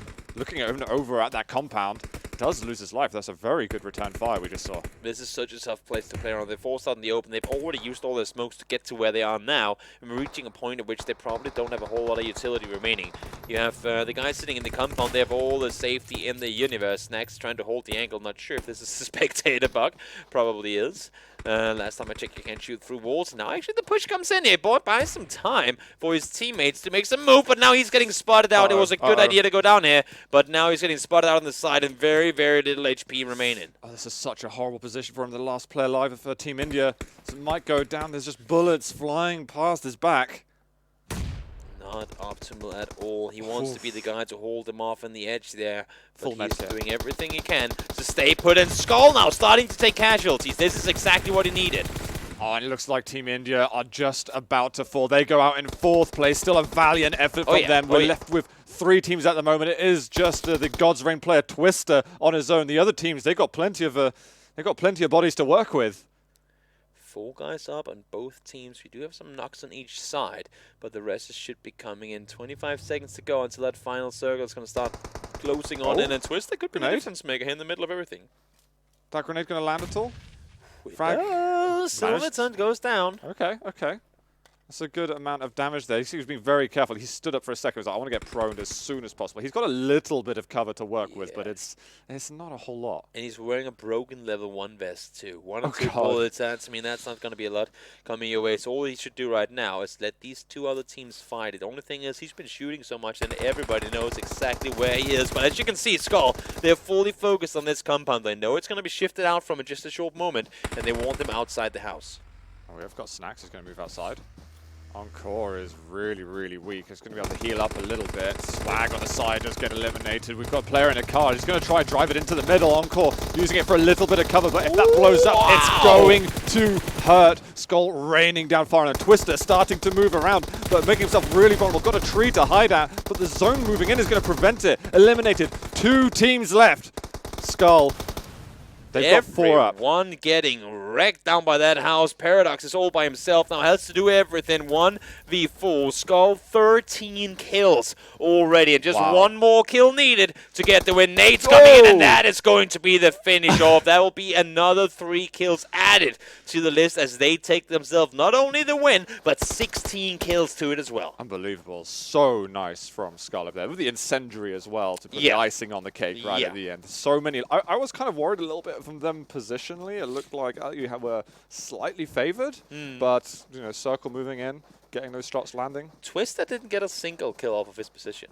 He was just throwing nades all over the place, getting knocks for days, but he just was not in a position to repeat and get the finish off, so they could always get the Restus back. So 19 points still for oh yeah, that's insane. That's insane. In God's Reign, so really, really nice. I think he certainly would have liked a bonus point or 2, though. Oh yeah, for sure. I mean, you want to get those kills, and also from the stats, I get so many kills. I mean, it's like the bragging right coming with that, right? But I'm sure they're well satisfied with what they got off of that. Yeah, and at risk of sounding like a broken record, Seoul again, another disappointing result. I mean, Team India, they pulled up on them and they killed them. That's not a whole lot more to it than that. Team India were awesome in this game. Really, really awesome. Really proactive plays, showing that they're not afraid to go against what's rated as one of the best teams in India. Yeah. And again, oozing with confidence, I think, from game 1. I think initially they were probably expecting the fight to be more of a controlled one, as they were expecting a 4v1 push. But then when the Soul players came, like, oh, okay, I guess we're just going to commit to it. And then they made it work anyway. Something very, very happy for them. Something very much they should be happy with, though. Oh yeah, for sure, for sure. They'll be buzzing from it, and you know, who knows? They'll maybe be able to break into another top spot moving into game 3. Yeah.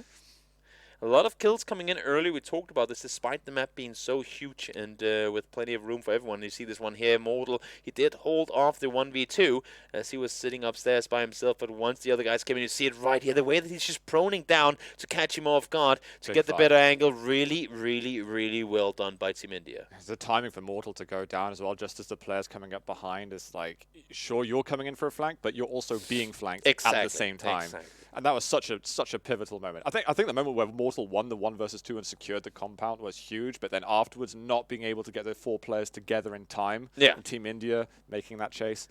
Probably one of the more defining points in the game itself, I'd say. Paradox just sitting in the molly there. Not a whole lot more you can do in that situation. Unfortunately caught between a fence and a car there. In a smoke, sure, but those Molotovs will burn through everything. No, exactly. And we will hopefully get those points up on the board in a few short moments so we can see where everyone's lurking around. But I mean, Team India, they had a decent chunk of points going on with just the kills. 4th place so too. I'd expect them to be leading still from between groups C and D. Yeah, you'd assume so.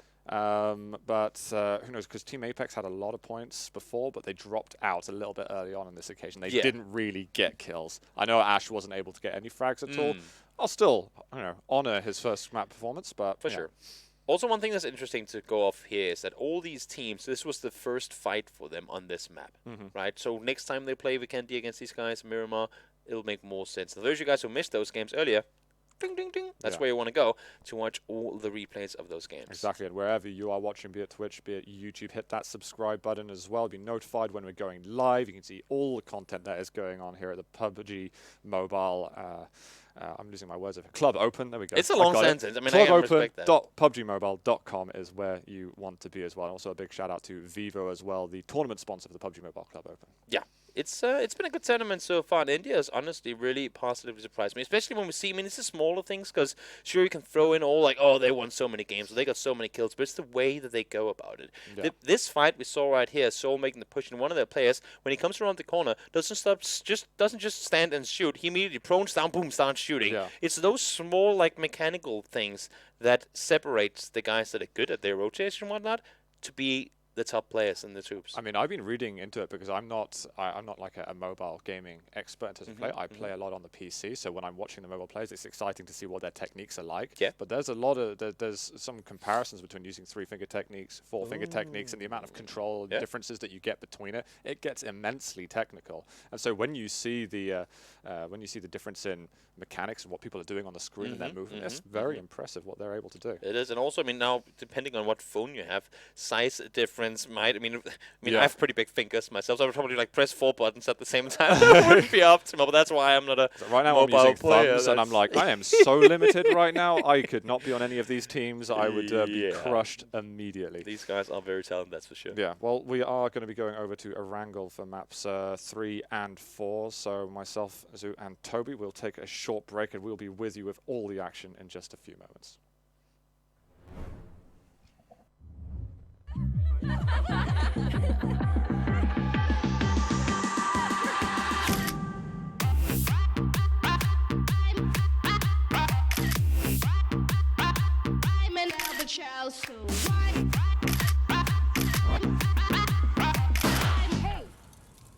Where's everyone? Capture the night with triple rear camera, 48 million quad pixel sensor. Hi. Hey, buddy. Yo, Mike, are you ready? Wait. Should I go with the UMP9 or use it? Sun's out, guns out. Gear up for summer. You ready? Okay. Well, Ready? Sorry. I'm late. Any plans for fall break? happy graduation! You made it, bro. So proud of you. Sorry I'm late. What a day. I hear ya. Get Come this. on! Hey, Watch out! Take this! that's Hey! a real battleground. Are you ready? Zombie, Darkest Night, the newest mode in the zombie universe, is here. This time, the rules are different. No more parachuting, as players will be placed at random locations on the map when the match begins, and there is no single winner. Players must work with their teammates to spend one long night in the match and stay alive until the sun comes up. Waves and waves of zombies will spawn during each of the 3 foggy periods at night, and supplies should only be scavenged when the fog fades. The main objective is not to defeat other players, though this doesn't mean they are harmless. Players may need to work with other teams when necessary, but should also watch their backs in case the Fragile Alliance goes south. This will be a unique experience for every player involved. This new mode also comes with a passive skill for every player. Understanding these skills will be the key to staying alive in this long night. Can you ride out the night?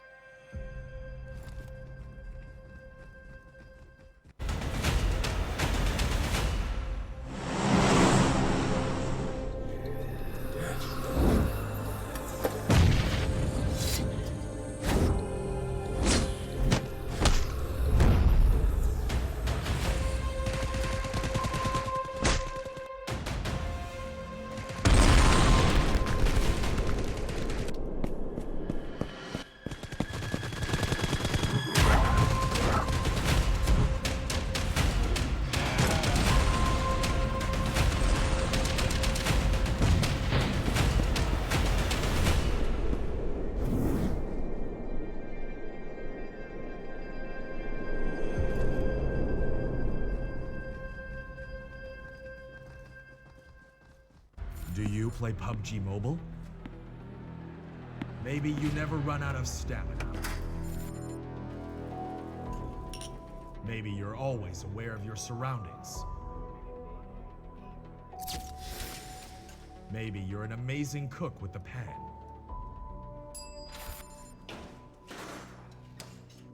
Maybe you're a great driver. But as soon as you hear the sound of an airplane,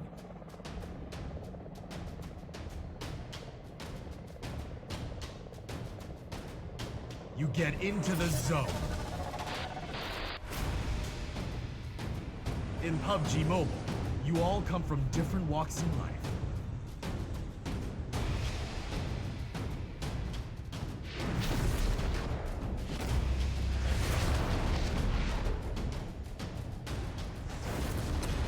But you face the same dangers on the battleground.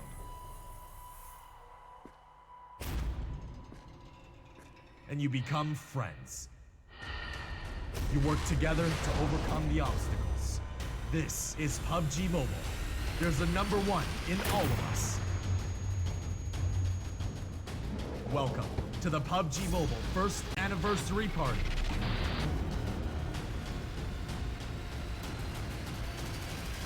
PUBG Mobile. Be the one.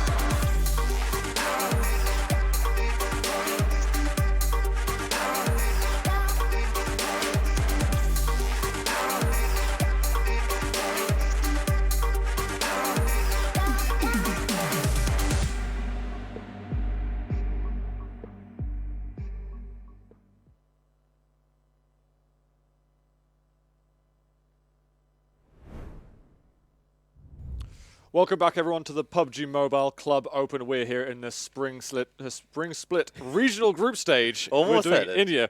We've got a good go ahead. I'm Zoot. I'm joined by Toby. We're going to be moving into Game 3 in a moment. Have we just followed the victory that we just had over on Miramar? What's a good game? My nose. By Skull. Skull. I did it. Yeah, you got it. 16 kills too. That was an impressive one. Don't know how you could forget about that. Yeah, no, exactly. And we've learned from the past as well. Second place, getting crashed and burned from the incendiaries there. Yeah, not a whole lot you could do there. And that's what I keep talking about, how compounds are good if you can keep people at a distance, because that's pretty much the benefit of a compound. Not only do you have the walls around you and the roof, but you can also shoot at people from further away. So that's a distance, so you can keep them away from you, right? Yeah. But once you have to leave the compound, that distance that was there to benefit you, that becomes your Achilles heel. I mean, that becomes the devil within you. There was smokes as well being used to kind of block some vision, Exactly. but it's almost like that worked against them in the end, because they tried were to get just some room, but other utility at them, you know, everything. Really smart play that Skull put off. They had the van, which is not only a big clumsy car, but it grants you a ton of cover. So they were driving around the corner, and they got themselves into a good spot, and more importantly, into nade range too. Yeah, exactly. And guys, again, a shout out to our sponsor of the PUBG Mobile Club Open. That is Vivo. Big thanks to them. Also, if you want to check out any of the information on the tournament, and there's a lot of information, a lot of content. Games. Yeah, clubopen.pubgmobile.com. It's all there. Make sure to hit that subscribe button as well on the channels. There's so many channels, so many different languages that are broadcasting. There's definitely something that can work for you.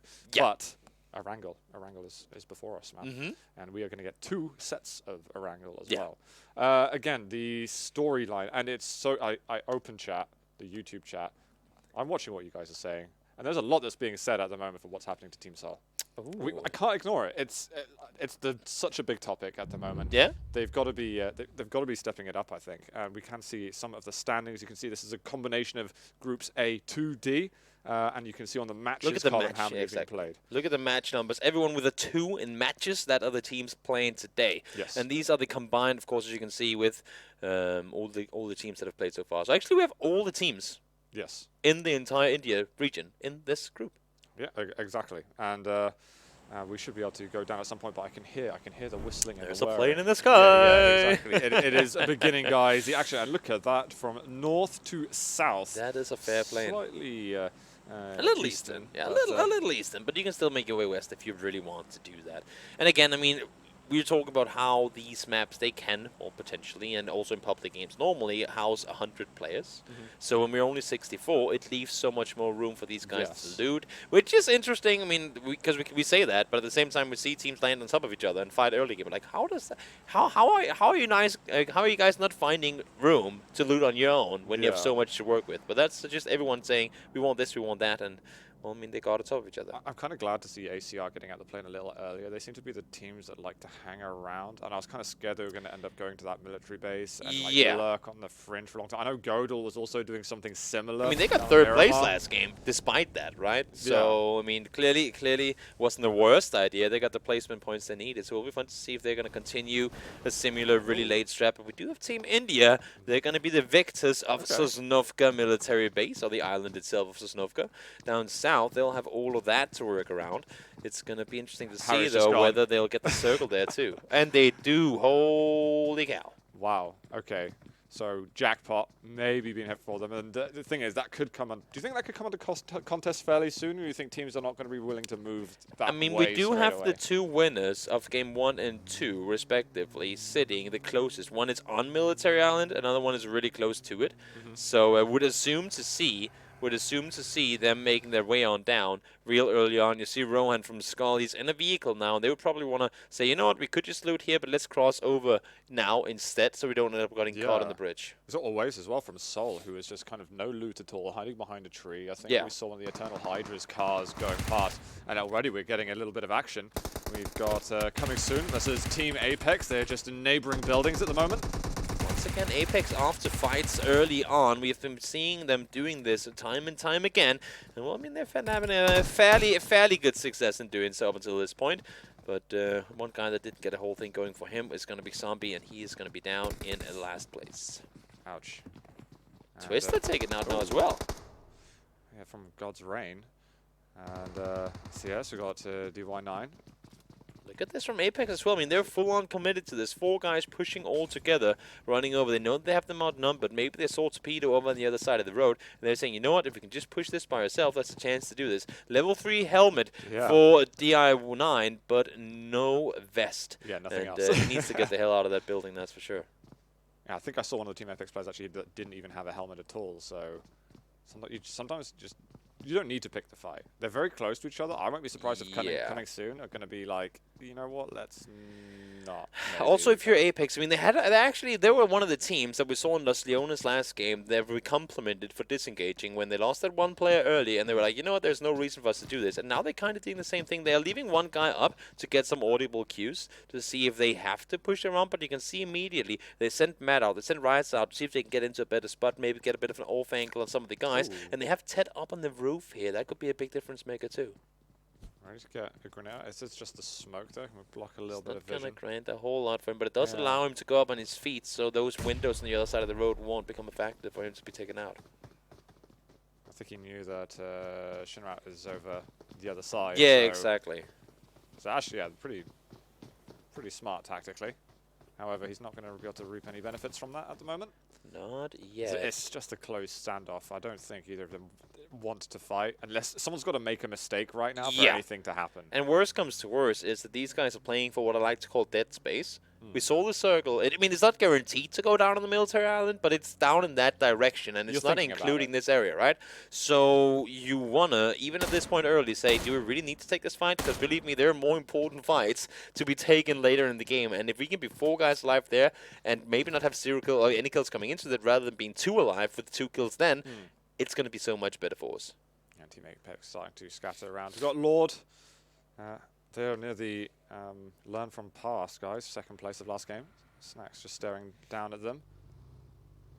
And God's Reign looking at Pain Esports. Pain Esports have had a slightly turbulent route. I believe they improved upon game 1. Someone like you, a painful couple of first games. Cast the humor. We keep ourselves entertained. Yeah. Now it's 1-1. Now we've both done it, right? So now we can move on with our lives. They're doing it. Lord have done it. Yeah, let's just Toby's top tips. Do not put 4 in a vehicle. Look, follow Pain at Esports. They took some pain. Oh, sorry. No pain in 10. Okay, it's getting worse now. We need to stop. Yeah. It's getting painful. They take a little bit of damage there, but they're going to escape just fine. ZFX a little more scattered though over here. ZFX had a good thing going in game 1. Then they got kind of butchered in game number 2 later on. But this time around, with them being in Milta, they're close enough to the bridge that they can cross over pretty much any time they want. But important for them is going to be to make sure nobody gets over before them. Because if another team goes over and sits on the other side and waits, we saw yesterday how military, like these bridge camps, can be a thing in competitive games as well. They need to make sure that no one else passes before them. And you can see TG, they're making their way in right behind them. I do like the skull position, actually. That Primorsk, who knows? It could be take a boat, go on over. West. There is, if it's anything close to how it works on PC, then the circle center, the dot in the center, cannot be in water. So it's very unlikely that it can shift that far west, because most of the circle would be in the water itself. The circle does get pretty small, though, on the next one. They do, true, but I still highly doubt it's going to go over there. But that's, I mean, that's speculation. We'll just wait and let the game show us how things are going to turn out. Worst comes to worst, they can just take the boats over anyway. Are we near Georgia Paul over here, Team India? Nope, we're in Military Island. No, sorry. I'm losing my mind. I saw some containers for a second, and I thought... There are containers many places. Yeah. Yeah. We are in Military Island, and I actually like to see them moving and leaving the military base to begin with, because you can easily find yourself trapped in there if you sit around for too long. So they got to take a more aggressive position. I like that. Because even though the circle is covering Military Island and it's hinting there, is it too risky to just assume it's going to be there? Would you rather? A lot of teams will like put all the eggs in one basket in that sense, but Really? another teams, I mean, you see Skull the way they're playing it, they're down by the water. They know they have the boats should it shift, but they're staying, saying it's much easier for us to stay and then cross over when we have to than crossing now and then have to go back somehow. So they're playing it safe. Do you expect Skull to react very quickly then when we see? Oh yeah, for sure. I mean, once it confirms which side it's going to go to, they're going to move accordingly immediately. Okay. At least that's what I would assume to see. They're definitely poised to do that, so it would certainly make sense. Yeah, you can see everybody now with the circle closing in. They are making their move on down towards the water to be able to cross on over as quickly as possible. See Pain, they're getting themselves the last bit of loot up by the prison area, and they'll be making their way on down at some point soon to an Apex as well. Well, they got to fire some bullets, didn't get any kills with it, but they will be making their way on down south as well. Pachinki's gone fairly quiet as of late. That's good. I like it. It goes to show that these guys, they fight for the late game, not for aggressive early kills. Had it been another point system that benefited kills more than it does, then it would have been smarter to do these aggressive fights early. But because you get so many placement points off of those top 5 placements as compared to the kills you can get early on, it's just rarely ever worth it to take a fight this early. And you see India. I like where Scout is. Exactly. He is literally on the bridge scouting, trying to see if he can spot anyone a little bit of off-angle position. Teams probably won't be looking up there for players, so they could be coming drive in with the music blasting, thinking they're in all good time and cheering, being happy, and all of a sudden, bada bing, bada boom, here comes Team India. It's funny what we were talking about before is that we don't tend to see a lot of the bridge camping, but this circle just totally prepares for it. Also interesting how they set themselves up on the eastern bridge rather than the west one. Look at this, 4 guys against 4 vehicles. I guess this is the closest we'll ever get to having a tank in PUBG, but Nox coming in from one side. Now the new circle is going to pop in the short moment as well. Where are we going? Where are we going, Soot? Is it north? Is it south? Tell us our future. Tell us. Oh, we don't know yet. We do not know. Is on the very edge of that, but Skull are definitely going to want to react to it. We have got Maximus on the side. They're facing Team India. Not one you really want to stand against. No, and at this point, I mean, no matter where you are, you have to consider committing to one side. Oh my God. See right now, this is not what you want. A Max dropped in the water. And exactly as you put it right there, couldn't have been said any better. They're in the water, and they're actually swimming back to the other side now, saying, well, I mean, we'll take a chances next time. Learn from past. Looking at Oasis there from Seoul. We're heading towards the water. Oasis is absolutely legging it at the moment. Oh no, he's fallen! All the way down. His hitchhiking boots didn't pay off that well, and he's going to be falling down Viper, though. There for the help immediately. The question is going to be whether the learning from past is going to fight for it or not, and they don't. It's probably better to go down to the environment there than to go down at the top where learn from the past. Oh, we've got a huge engagement at the moment. Lord, they're just quickly eliminating the ACR players. They did not last long at all. ACR are going to be going last this time. Slaughtered. Very more to it. They played it smart. They had the compound, and they said, you guys ain't getting in here, that's for sure. Oh, Skull moving in from Primorsk. They're getting over towards the military base island. They're probably, I mean, the smart thing for them to do here, normally you see with people coming in boats, is they'll just go full speed up on the shoreline and just like jump out. Here, they'll probably want to stop the boat short and swim in, so that should the circle go back north, I mean, they just came in here, right? Exactly. So should the circle go back up north, then they'll have a chance to rotate back the way they came from. Yeah, because we could still be going towards the ferry pier, possibly. Exactly. But Team Gravity, I thought they had sustained an injury, but they're all good. Yeah, they're all alive. Just chilling. They've got the music on. Yeah, got 2 cars to maneuver around with. They'll be a little bit just fine there. Apex sitting on the shoreline. They do have Soul out on the eastern side here. And we see shots already being fired. Who's the team that's in the water? That would be... Oh, it's learning from past. Learning from past, yeah, exactly. Oh god, there's something... You can only go underwater for a limited period of time. You're going to have to poke your head up at some point. They might stay alive, but even if you get to the shoreline, if they've got those long-range scopes... Which they do. Yeah. Worst comes to worst is that these guys aren't even fighting each other. They're kind of doing a friendship agreement, then we'll take the fish out first, and then we'll fight each other. It just makes it even harder from the learn from past players. Oh god, he's going to be up there. Surely shots going to come out. He's been trying to weave, wiggle, try and get himself behind the tree. He's got just a slither of health left. The reload time might give Encore a few moments to breathe. I think he just... Did he move out of sight? Yeah, he's actually out of vision now as well. He is, of course, in for us, but it is ants on their screens. Especially, I mean, one thing is when you have a 32-inch monitor or 24-inch, whatever you want to play on. I mean, when you're sitting on a mobile phone, those small targets become really small. Give me that 8 times. Give me that 12 times. Let's go. If 12 times was a thing in PUBG. Just 25 times. Give me, what do you call it? Like telescope? Like star? Like looking at stars? Yeah. Telescopes, right? Yeah, exactly. And attach that to your weapon. Yeah, exactly. Look into their souls. quite a little. New circle's going to pop. This one should 100% guarantee which side we're going to go to. We see we still have maybe 3.5 teams on the northern side. And it does. It's going to go south. It's going to go south. At least I would be very, very, very surprised to see this next circle go north. Well, a lot of teams had already started making it over towards the military base. I'm very worried about what the Eternal Hydras are doing. They stood kind of near Primorsk, where Skull was previously, and it's like they can't hedge their bets that much that it'll be on that side. Team India getting themselves a little bit of extra loot. A team that is already scary. Give them an AWM that's only going to make matters worse. Godel, a moment of silence for Godel's hash. And the moment's gone. We can carry on. F's in the chat for Godel. Yeah. You hate to see it, but I mean, okay, so we've been giving people a hard time to dying in blue and whatnot, but honestly, the only time at which I find it somewhat acceptable, because it never is, but I mean, if I was to make an exception, is military circles, because they can be extremely brutal. If your team that landed north, if you didn't get the vehicles you needed and whatnot, it's a long way to go. Yeah, no, absolutely. The Flawed team got their own compound, but coming soon, just firing off some warning shots at least at ZFX, as they're going to scamper away as soon as they can. Trying to play it safe. Look at these laser tracers. They're just coming in. I mean, these guys, they're on the hunt. And, well, I mean, at least for the most part, it's working out. But you got Shadow sitting here. He's trying to third-party the engagement, but nobody's getting kills right now. Well, a lot of the Lord players actually took heavy casualties just in terms of HP lost, but they all seem to be like, oh, Lord player, I think he went out of the car a little bit too early just then.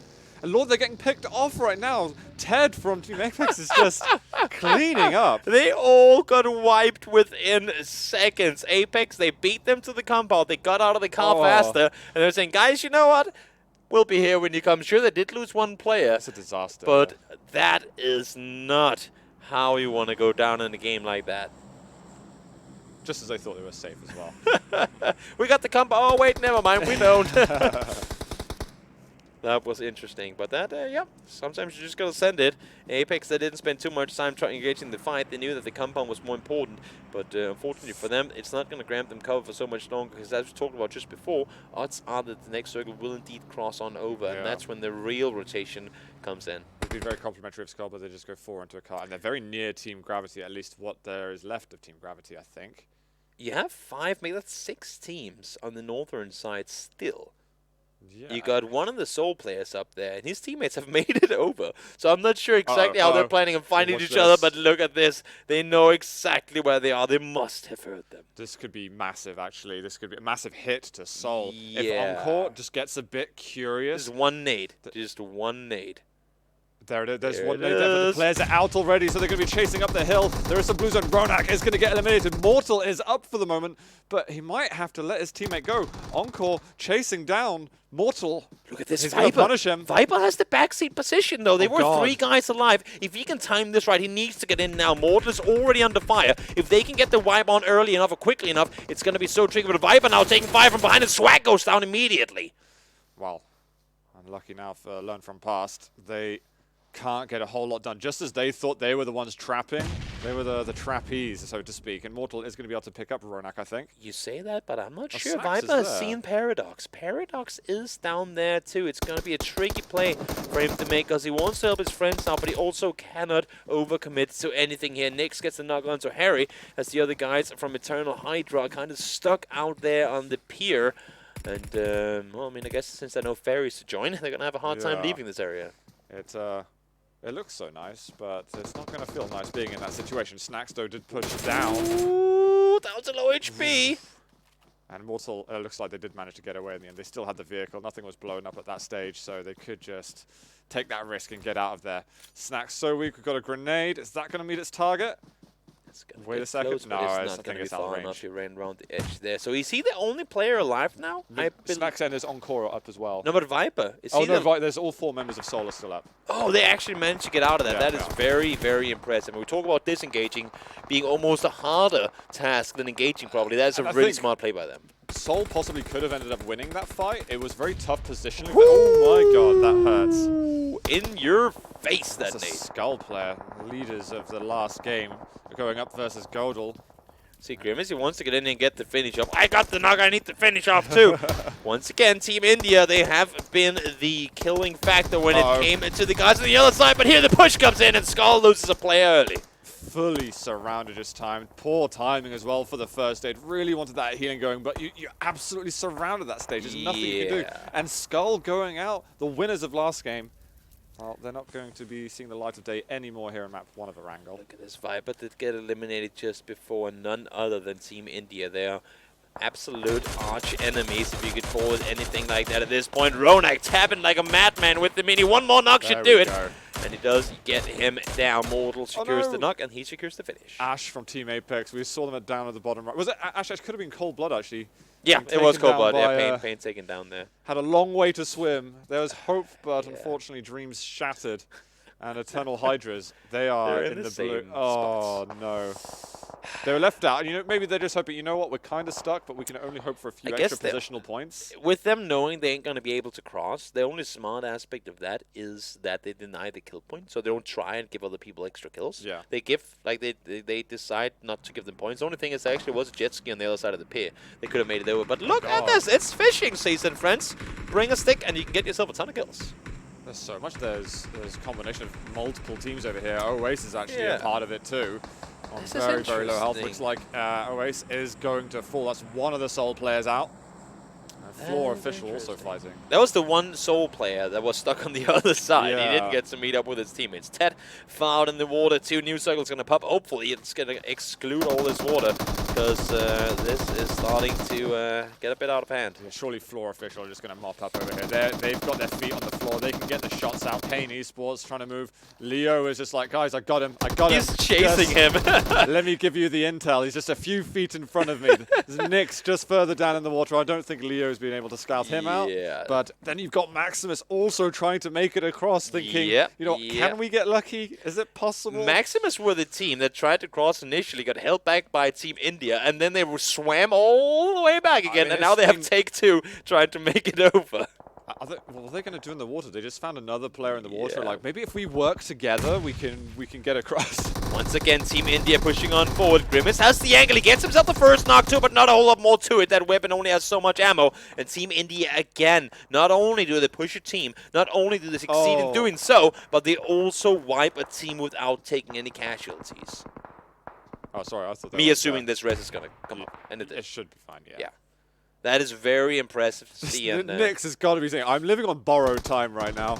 There's a team in the water. Unless he can get to the water first, get that gun equipped, and then suddenly mow down, I mean... We did just quickly see there that India is getting pushed once again. It's going to be Gravity making the push on forward. They're kind of stuck down here by this rocket. We saw this pick up before. The AWM is in the hand of one of the Team India players, and they're not looking to give up this area at all. But STX, or CTX, sorry, CFX, I'm going to talk today, has made the presence known in here too. Yeah, the Team India guys having to have a full 360 preparations. Teams encroaching upon them, and you can see Nix eventually falls. And Pain Esports, I believe, there is going to be falling out in 10th position. But, you know, we're within the top 10, and Soul is still with us. Yep. That's important for them. Still alive and kicking. Not exactly in the best spot right now. You see him on the southern side on your maps right there. SFX, the 2 remaining players, are caught up on the other side as well. And they're actually right next to Ronak and his teammate. I think we'll catch up with the ZFX guys again in a moment, because Team India looked like they were just about to flank around them. Look at the blue damage coming in, Swag. You gotta start running. You can see how much it's hurting too. Just out of the stomach again. I mean, he knows. He has all these opponents right in front of him. He's the last remaining player for his team. Paradox got knocked by the blue earlier. So he has to just sneaky peekily make his way further forward. And he has all these opponents. This, guys, is triggered this and all. And as I say, let me start shooting. He has found him. Gets another point. Yeah, but what is it going to matter if he gets spotted out, which he does? He could have stayed behind them.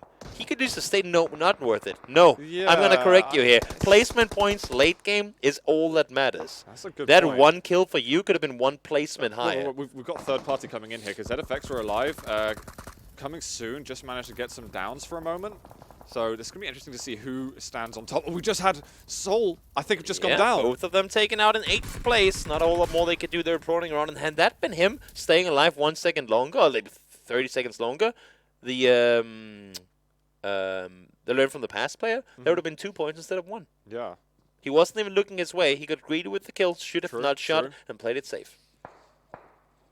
You feel like you can make a big play in those situations, but he's just You can. not I mean, close, look at the way the not Apex close player enough is doing it. He's just out in the water, grinding placement points. Now, unfortunately, the circle did shift on land, so he'll have to move eventually. And Kratos taken down. Nice return fire coming from Piano Guy. Yeah, I was expecting that to go the other way just then, but with the player there, Trance is going to move forward. Demon King holding that door back. Trance, though, managed to get the fire down on one player, but unfortunately for him, he's not going to be able to survive. And now Piano Guy's coming up and see if he can mow down a quick couple of points without exposing himself too much. Can look to go for the revival, will close the door, shut off that angle and go for it. You see the coming soon players are moving on forward here as well. They want a third part of this. They know that all the teams in here are hurt indeed. The last remaining player from Team India, I believe it is, went outside the compound. Now I'm proning there, just saying, you know what, I'm not going to take this fight. I'm just going to chill outside and try to stay put, but not going to happen. He's going to go down now as well. I think that Team India just went out in 5th place, I'm pretty sure. Yeah. And we see Floor Official also getting some sniper kills going as well. But good to see coming soon getting a decent go at this game on Erangel. I know Torpedo's had a tremendous amount of experience. Floor Official has got to have a lot of kills too now, right?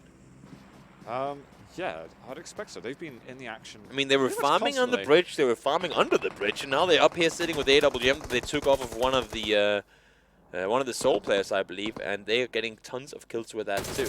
9 kills for coming soon as well. This is the kind of game they needed. Didn't get off to the best start. Yeah. This is their comeback game. Top 3 as well. But this is interesting now with this, where the circle's gone. You've got God's Reign with a really nice angle. They've got a couple of trees to hide behind.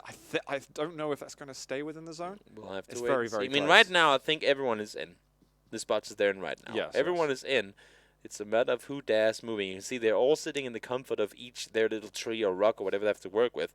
But this next circle, praying I am that it goes center. If there's some utility as well for coming soon, that supply crate could be really, really useful. Yeah, just get some smoke. Yeah, but how in the hell are you gonna get there? Because once you start running, everyone else will just be spraying through that smoke. I think they need. If they've got like 3 smokes, then. Maybe when that circle, I wouldn't do it yet. I wouldn't go for it yet. They know there's only 6 people alive. Is it really that necessary? I'm not sure. But they might have to now. We look where the circle's gone. I just saw a guy from Team 2 knock his teammate with a nade. What? That's not optimal. I think he tried to smoke him, but he threw a nade instead and ended up killing him. Feels bad. Ooh, Shadow, you gotta stay put. Yep, there you go. This kill will be stolen by DY9. That's not the type of mistakes you want to do here. 11 kills from coming soon. They're coming into that position where Team India was and the others. I mean, it's just reaped so many points from that. Really good match for them so far, and there's still more kills to be had. It's not over yet.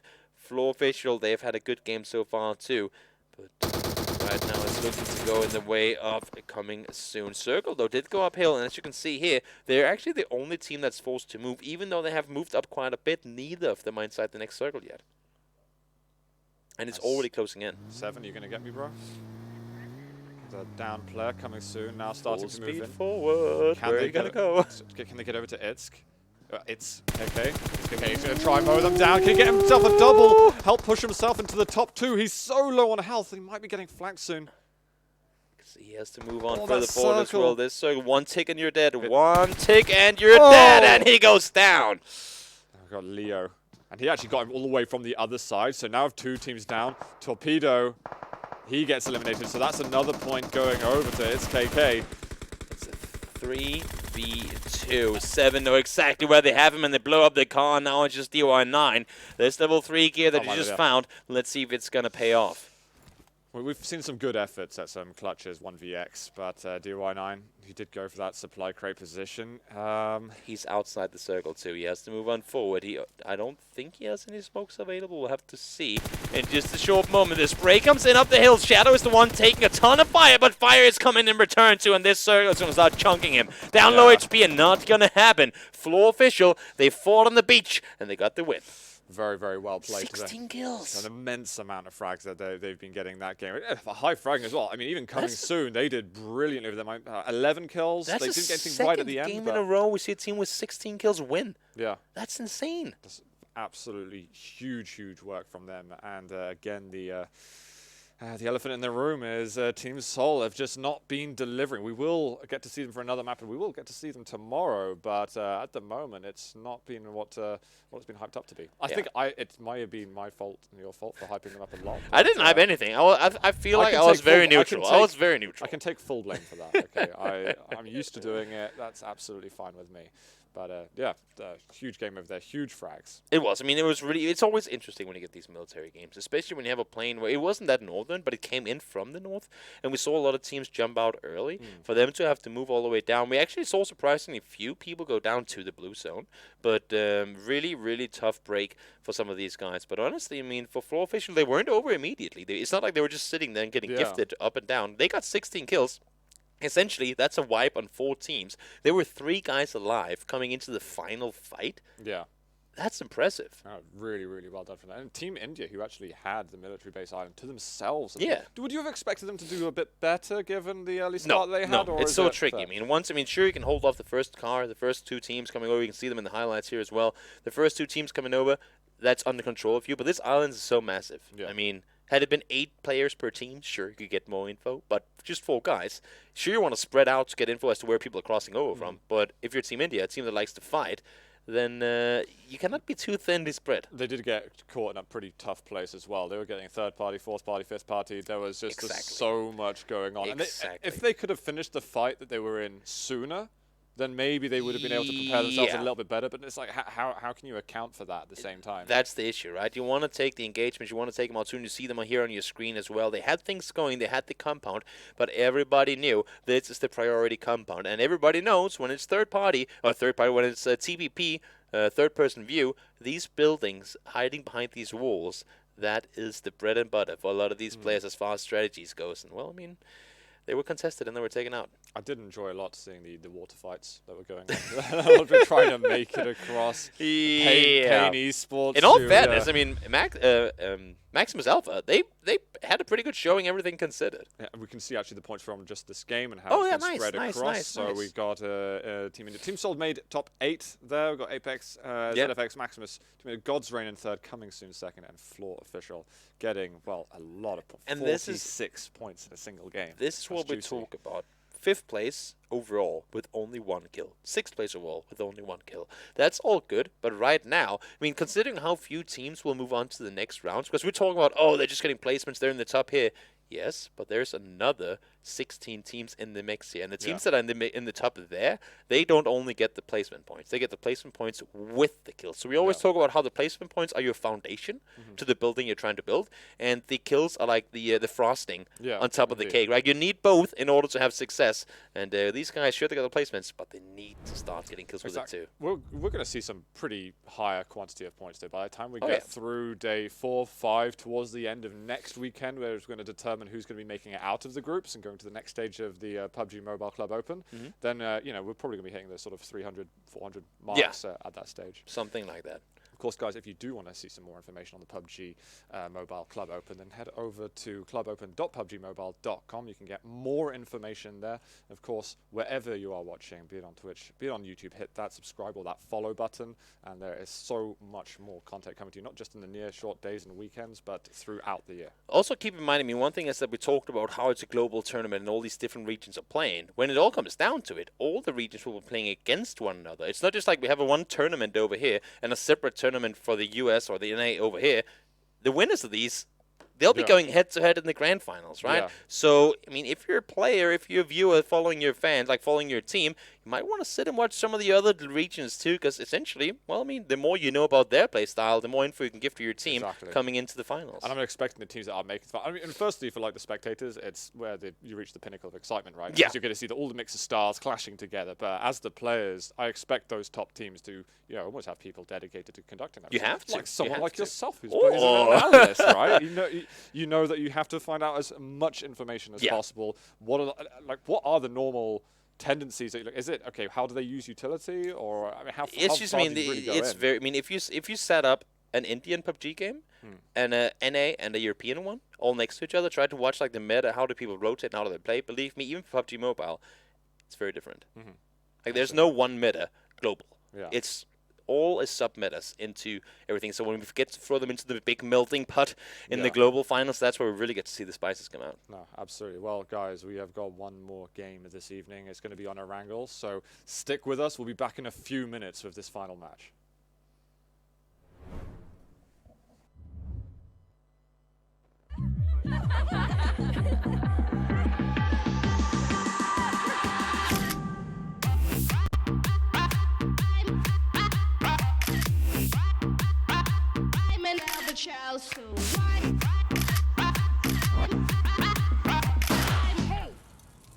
Where's everyone?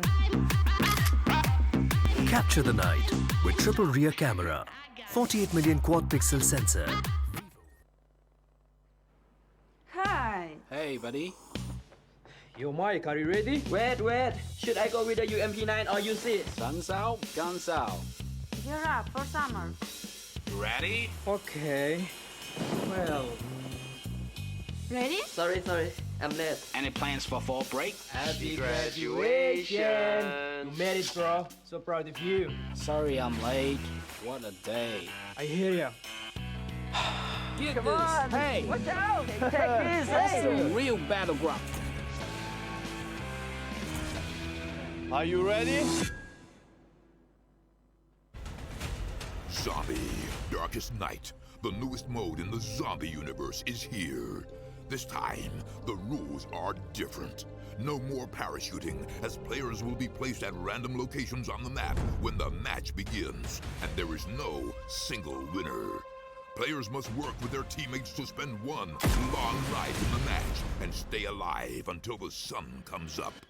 Waves and waves of zombies will spawn during each of the 3 foggy periods at night, and supplies should only be scavenged when the fog fades. The main objective is not to defeat other players, though this doesn't mean they are harmless. Players may need to work with other teams when necessary, but should also watch their backs in case the Fragile Alliance goes south. This will be a unique experience for every player involved. This new mode also comes with a passive skill for every player. Understanding these skills will be the key to staying alive in this long night. Can you ride out the night?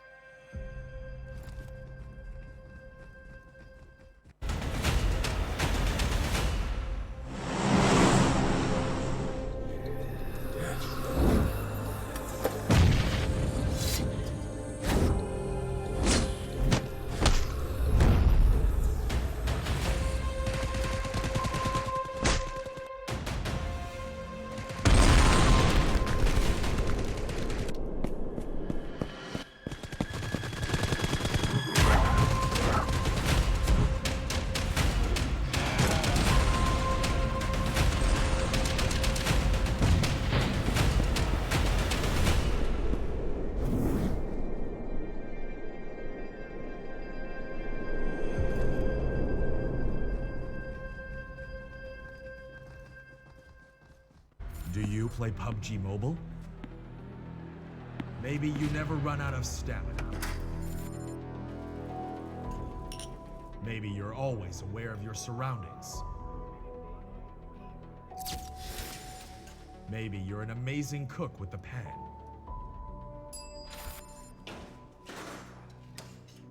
Maybe you're a great driver. But as soon as you hear the sound of an airplane,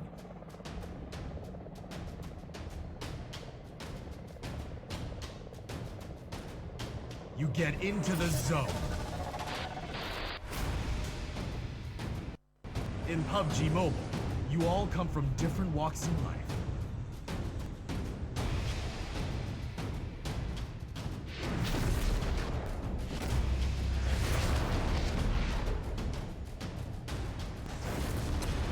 But you face the same dangers on the battleground.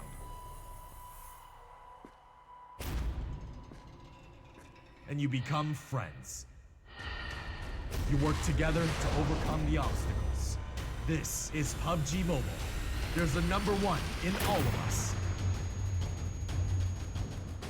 Welcome to the PUBG Mobile first anniversary party.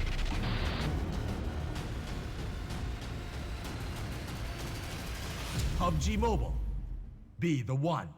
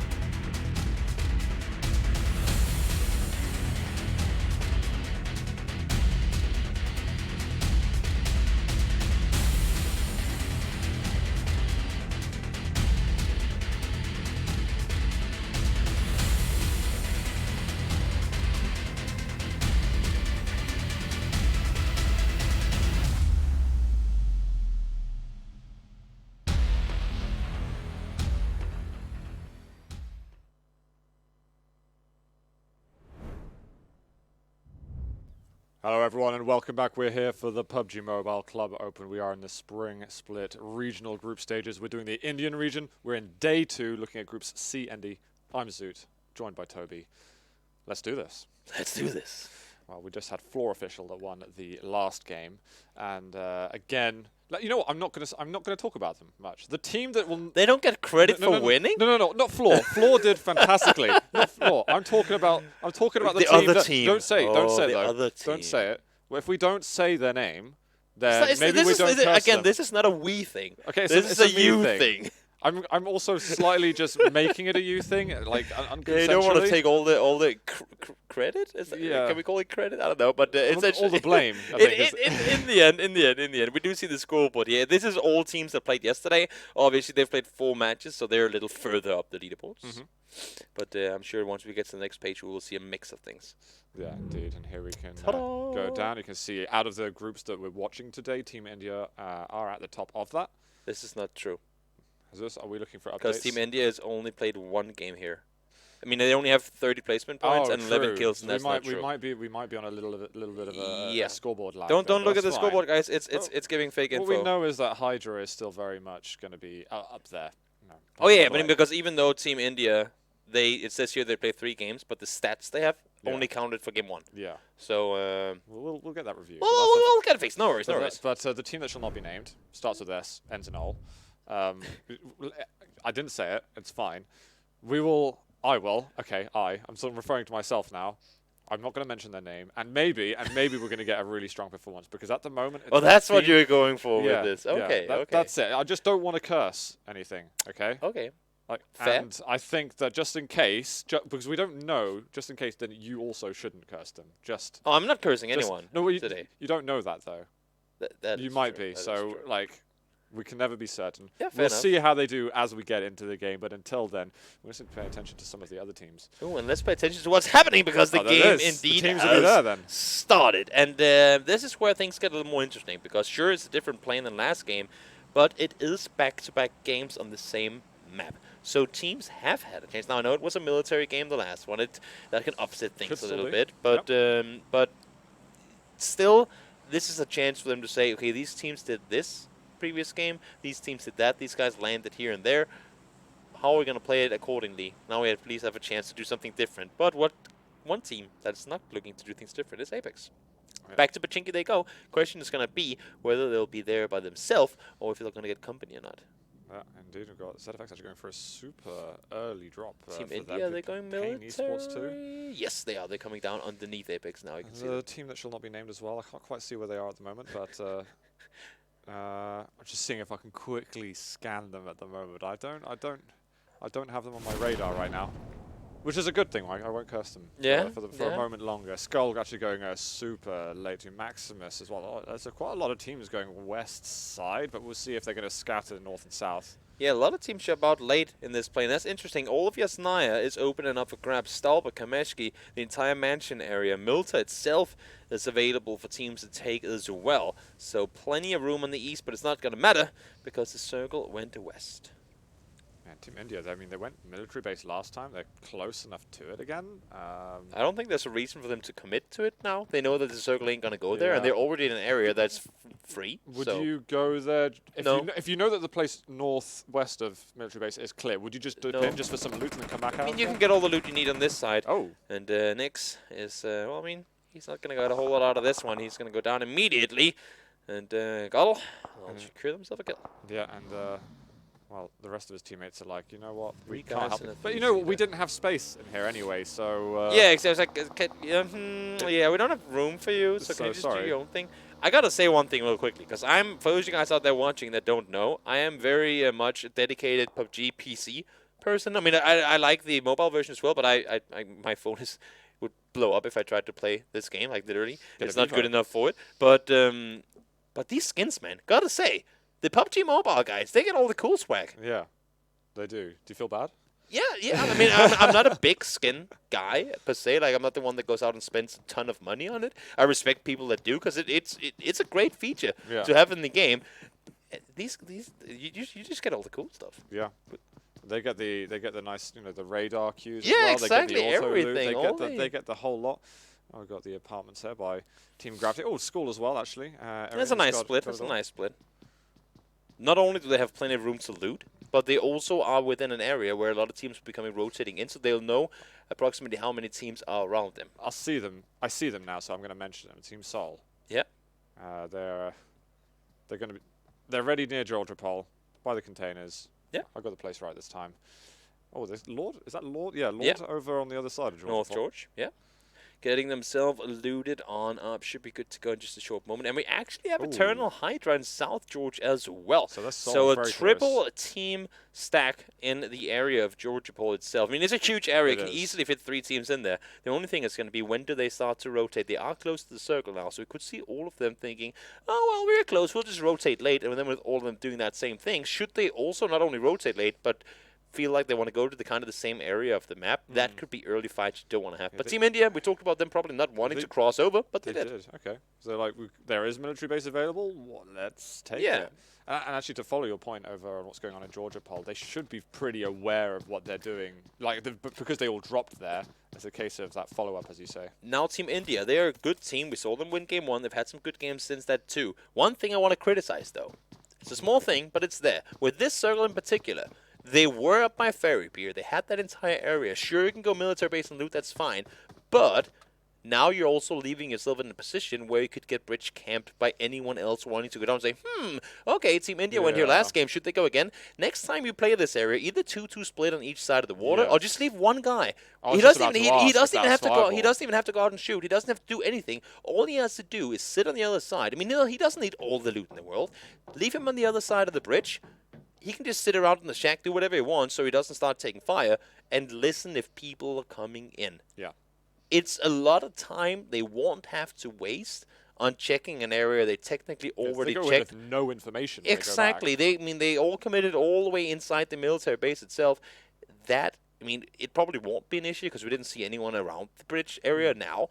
But had it been any other lobby with a team that would have come down that little past like after them, and they set up shop knowing that India is going to be in this area, that could be them going down because of it. I mean, and it's easily avoidable too. Yeah, and they're definitely the heavyweight of points in these groups. Now, one team we didn't see a whole lot of in the first 2 games. Coming soon. Yes. Last game, really good showing, 11 kills in 2nd place. And, hopefully, for them, of course, you'd want to see them do something similar or repeat the success. Yeah, when I was looking earlier at the teams, it's coming soon. Given Torpedo's playing for them, I was like, this is a team definitely to watch out for. Oh, yeah. And originally, I was like, even comparable to Team Sol, even though Team Sol got far more successes as of late. I definitely expect them to be up there, really punching with the biggest teams that are in all of these groups. So. Yeah, they've been doing a good job. Sure, they didn't get the finishes they would want or the crazy amount of kills in the first couple of games. But the way that they played this game previously, sure, it wasn't military games. Things are a little different when you go over to the southern island down there, but good performances, good reaction, good movement around, and in the end, they had a really good rotation coming in there too. So, well-deserved 2nd place and tons of kills coming their way too. Very good. Maxim, so we just saw ACR, who, They've been having rough games. They've been having rough games, but I feel like they bring it on themselves. They're incredibly passive in their play, and they do like to play for placement points, but they're not proactive, and I think reacting to how the circle's moving. They just stay on the fringe almost permanently. It's very similar to the guys we have on our screen right there, Goddle as well. They were in that Miramar game. Yeah. They were 4 guys alive. Sure, they didn't have the best spot, but you saw what Team India did. They were jumping around. They're trying to just force teams away from them. They were like, we might not have the best spot, but we're going to make room for ourselves to stay put here. 4 guys alive with just 12 other players, and they were just proning. They never peeked anything. They were just hiding it out. Sure, they got 3rd place that game, but I feel like that was more because other teams didn't push them than them doing anything to get the 3rd place spot. I feel like ACR are playing a strat which would be more viable if you were in the center of the circle early on. Exactly, but playing it from right on the outskirts. You're playing in an area where you have very little info, and you're also playing from an area where odds are you won't get to stick around for much longer than that one circle you're there. If you don't dare to go center, you cannot be that passive, because in the end, I mean, we talk about these bottlenecks, right? Once the circle's hard shift in one direction, that's going to be an entire mass of teams forcing their way in the same direction. If the next circles, they're only going to shrink. They're only going to get smaller. And these bottlenecks are going to get thinner and thinner too. So where you have like 200 meters between teams becomes 100 meters between teams, becomes 50 meters between teams, and you reach a point at which you just you reach a point at which you have to take these fights. And if they're proning around not wanting to do anything, they will die. I would just like to see ACR being a little bit more proactive and take those risks. Otherwise, you're going to have to take a risk at some point to go forward, and they seem to not want to take any at all. Just take a couple, push yourself out there, and gain some confidence in those aim duels. And it's not like you have to overcommit like 4-man yoo-hoo into a compound and go crazy like we've seen other teams do. Yeah. Just, I mean, you got to make room for yourself. You cannot let everyone step in your in your backyard. You have to keep them out. We've got Pain Esports now. We've got a couple of vehicles just traversing the rolling hills here. ZFX down by the bridge. We talked about this before. Team India, they could get beat to it. Now the circle goes away from there too, so they have to cross. Question is going to be whether ZFX is going to be anticipating this or not. Looks like they're just crossing. It might be just a sort of cross-country vehicle duel at the very most. But it looks like ZFX are kind of moving over westwards. We've got learn from the past that might see God's Rain in a second as well. They came from the other side.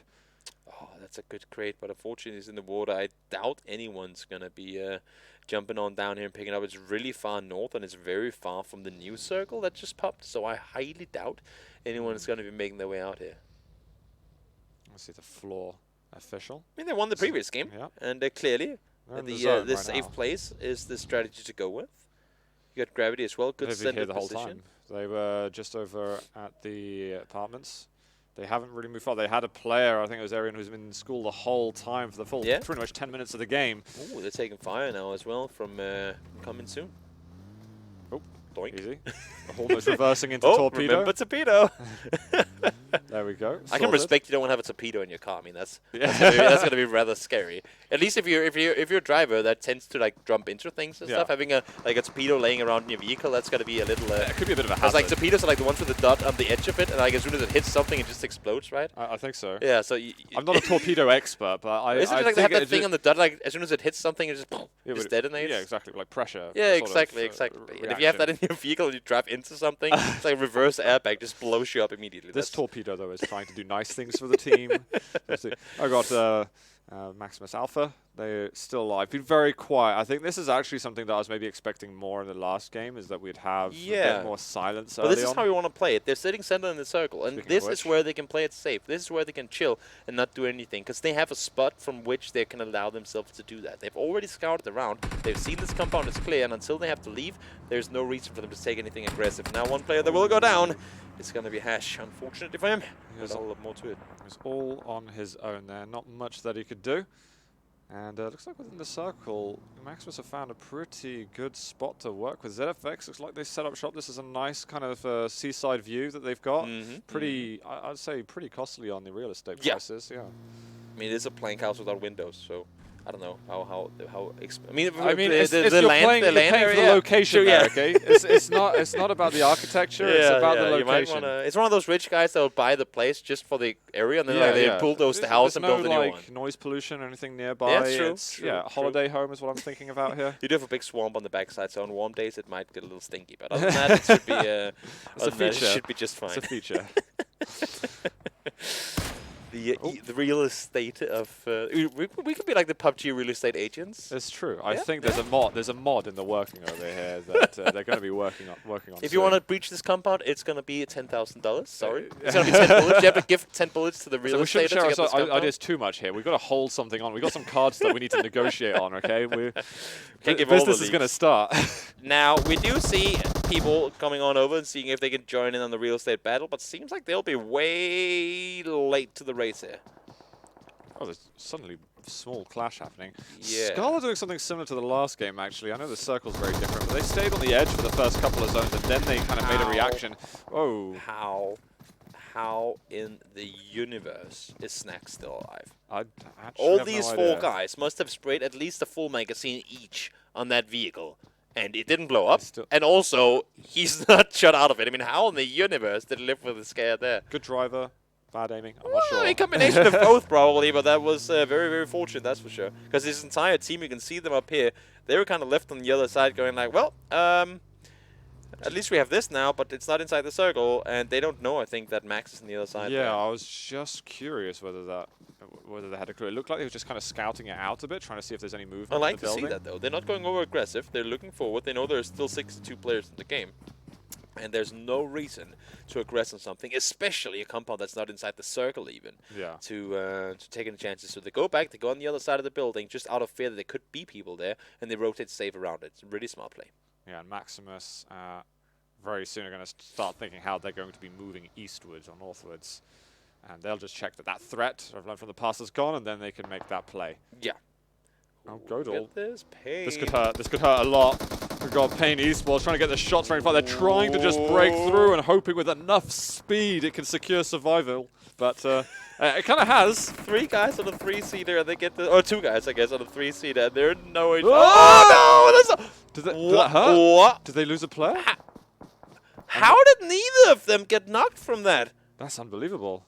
There was some velocity there as well. There was some speed to it too.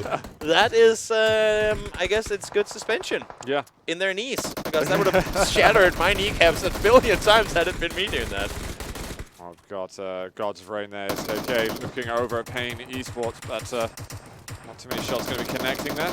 They can break away a little bit. Some return fire. One thing is they got to survive the vehicle roll, but now they're caught way out in the field with teams and players all around them. That's not going to be a good spot to play from, obviously. You see him right here under so much fire. Grimace does go down. And now we'll see, Philo, what in the universe can you pull off here? First it's the revival, and then it's the miracle, hopefully for them. And this is actually extremely unfortunate, because this was the US. They had the 3-seater. That flipped. He came over with US to try and pick them up, but that US got blown up, and now they have to run from here. So they actually sacrificed more than they potentially had to try and make this res happen. Well, they do have the bike. They got it back in.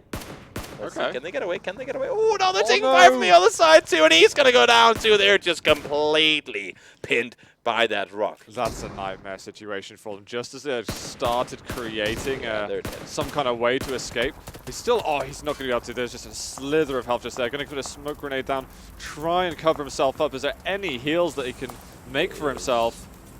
No way in the universe he's getting out of that alive. Floor official, they won the last game, and now they get themselves an easy one here, too.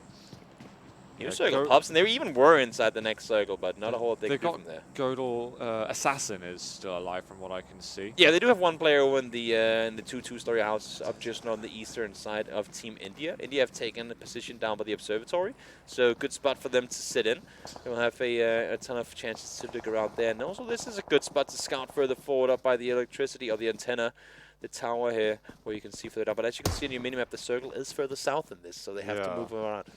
And another team that I wouldn't talk about earlier, but Seoul is pretty high north now. They can still get in. There's some pretty good rotation opportunities from up there. This should be in a good one. There's some interesting angles that are going to be open to these teams. Got Lord, Maximus, Learn from Past. It's a lot of blocking vision trees, but... And you have a full team coming rotating around now as well. I think that's CFX trying to make the rotation further south of the swarm area that we just saw up there. TG as well, Team Gravity, vehicles blown up, and that's what we've seen all over. Yep, CFX are joining the swamp party. God.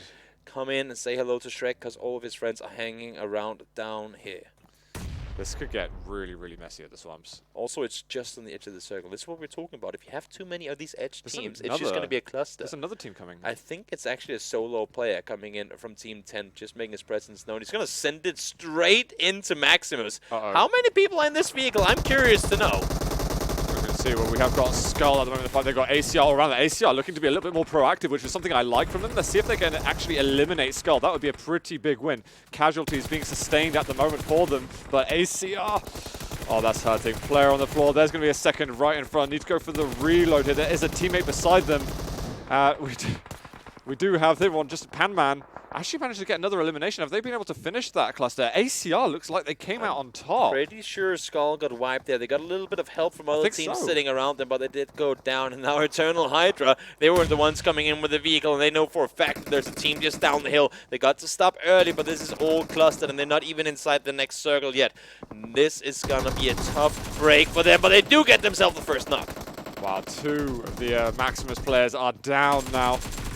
Still gunfire coming out, but Eternal Hydras Again, they've had a bit of a turbulent game so far, and they've secured a little bit of position. 15th place and 0 kills. That's a tough last game on the day. But Skull, they won the. It's not the first time we've seen it as well, actually. Yeah, I think it happened to Team RN yesterday. They win one, and they came out first on the game 4.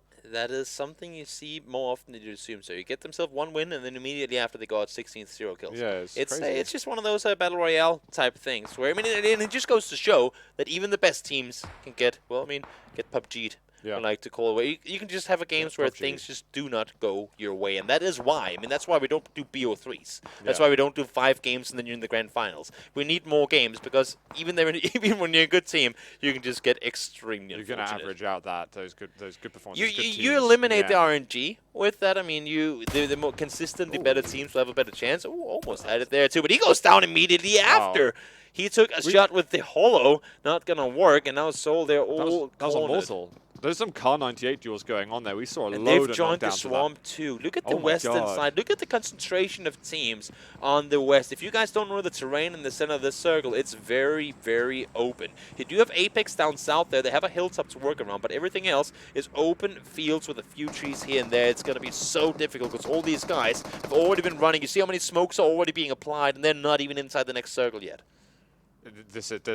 Some of these teams are going to go down before they'll even be able to make it to the circle. Yeah. It's going to get absolutely hectic. They're burning through their utility so early. Yeah, I mean, Soul are just bandaging their wounds at the moment because there were some really unfavorable engagements for them. But, to be honest, credit to there's some awesome Car 98 plays. Yeah, it's like trying to stop a sinking ship with duct tape. It's gonna delay it a little bit, but in the end, the ship is most likely going to sink anyway. It's just gone wild. Eternal Hydras up on that top side here that we can see. And now we've got God's Reign. They're going to be slightly elsewhere. They're down the southeast side. Twister is right next to a player. We have got Pain Esports. Yeah, actually, it's just on the backside of that rock. Could potentially be a bit of a surprise factor taking one down in Soul. They come pushing on in. One did go down, make that 2 downs actually. Already Lord under so much fire. Viper does apply some pressure. Gets himself 1, but now more shots are coming in. Ooh, Pain just 1 guy down already. And Acno by himself. He starts shooting, but not an angle for him to work around. Now they all know that he's just on the other side, and he goes down immediately.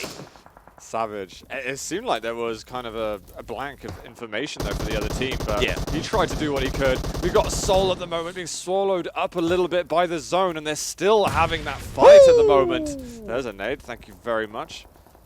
Look at the push coming up here. Ash in game 1 had 8 kills by himself, and now all of Apex, they're pushing 4 guys together. They got the team wipe out on their opponents there. Really, really good job. And now coming soon, starting to make that move on up here as well. It's the 2 teams that were fighting off first and second place last game, and a little bit of help coming from the backside. White secures 1 kill, and that's going to be the guys from Floor Official taken out.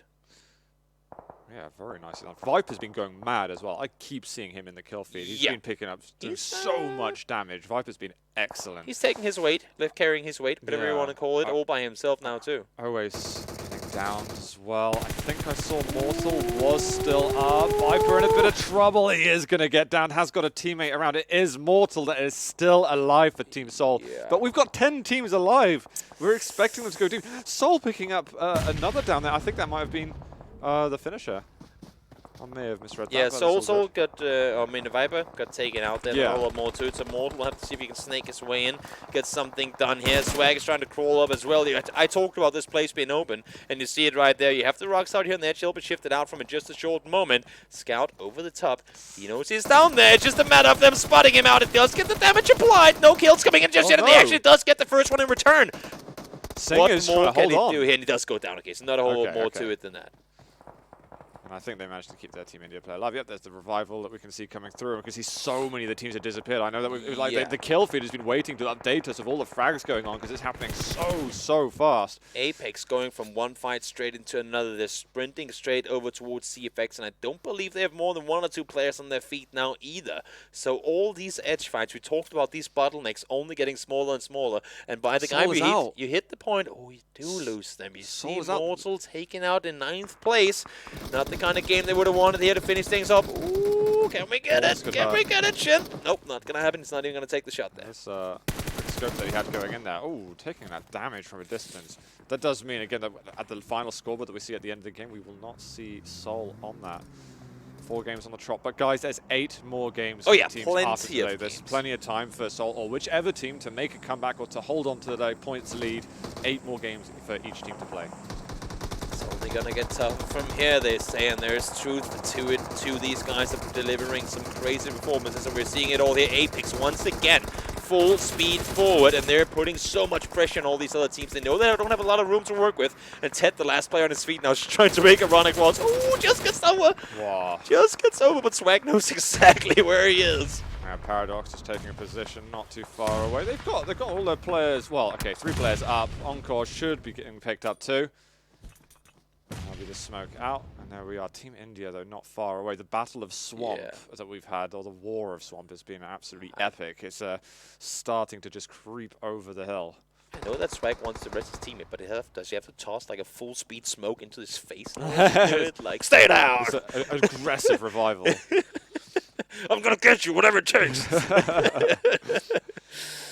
We've got another Team Apex. They're suffering some casualties. They've been doing pretty well on the whole. You could see the run down the road they had to make here. Really, really tough break for them. I believe they got eliminated there in 5th as well. I mean, a really hard push down, but they knew they were in a rough spot, and they said, you know what, if we ain't going to get the placements, we're going to get the kills. And they went out fracking hard this game. So 5th place for them, that's as much as they could hope for. Some very familiar team names, though, from the likes of last game. Coming soon here, learn from the past. Team India, that I think actually made 5th last time round. No, 6th place. 6th place. Okay, and they were doing incredibly well with the frags. Yeah, I mean, they have got something going for them that is clearly working, and I'm excited to see them go up against. I mean, now they are in the group with Seoul, and they've been taking them out twice. I think both the first 2 games, they were the damage dealers that took out Seoul, right? So, I mean, they're clearly a team to be dealt with. And for them to go up against teams like Hydra in the other tournament, and I mean, like RIP, that got 17 kills in that one game as well, that's going to be super interesting to watch. Oh, Snacks. He's a casualty at the moment. Of course, we can't forget the Lord guys are also We haven't really seen a whole lot from Lord. Yeah, they've been floating, but they've been playing it safe as well. Yeah, they've been on the quiet side of the circle for the most time. Torpedo with the BSS tapping away, trying to see if he can secure himself some kills here. He's taking it easy, but it was eventually a teammate that's going to be taking away that frag, just putting them out. 2 Lord players getting eliminated from Team India. Kratos, he's getting greedy in that crate, but now Olaf coming soon know exactly where he's sitting. There's so many interesting angles here as well. Torpedoes have been fouled. Oh, brilliant shot from Swag. Trying to finish the job as well, but I think was some cover found? No, it wasn't. I don't think. I think Torpedo did get down completely. That is a brutal, brutal play right there. Just 3 sprayed burst shots from the DP, and that's all you needed. I was going to say Team India was in a tricky position, but not so. They've got a very interesting 2-2 split, actually, with their players. Now that we've got 3 teams remaining, I wonder how this could favor them. This could be a real brilliant end to the day, considering their start. Oh, the grenade comes in.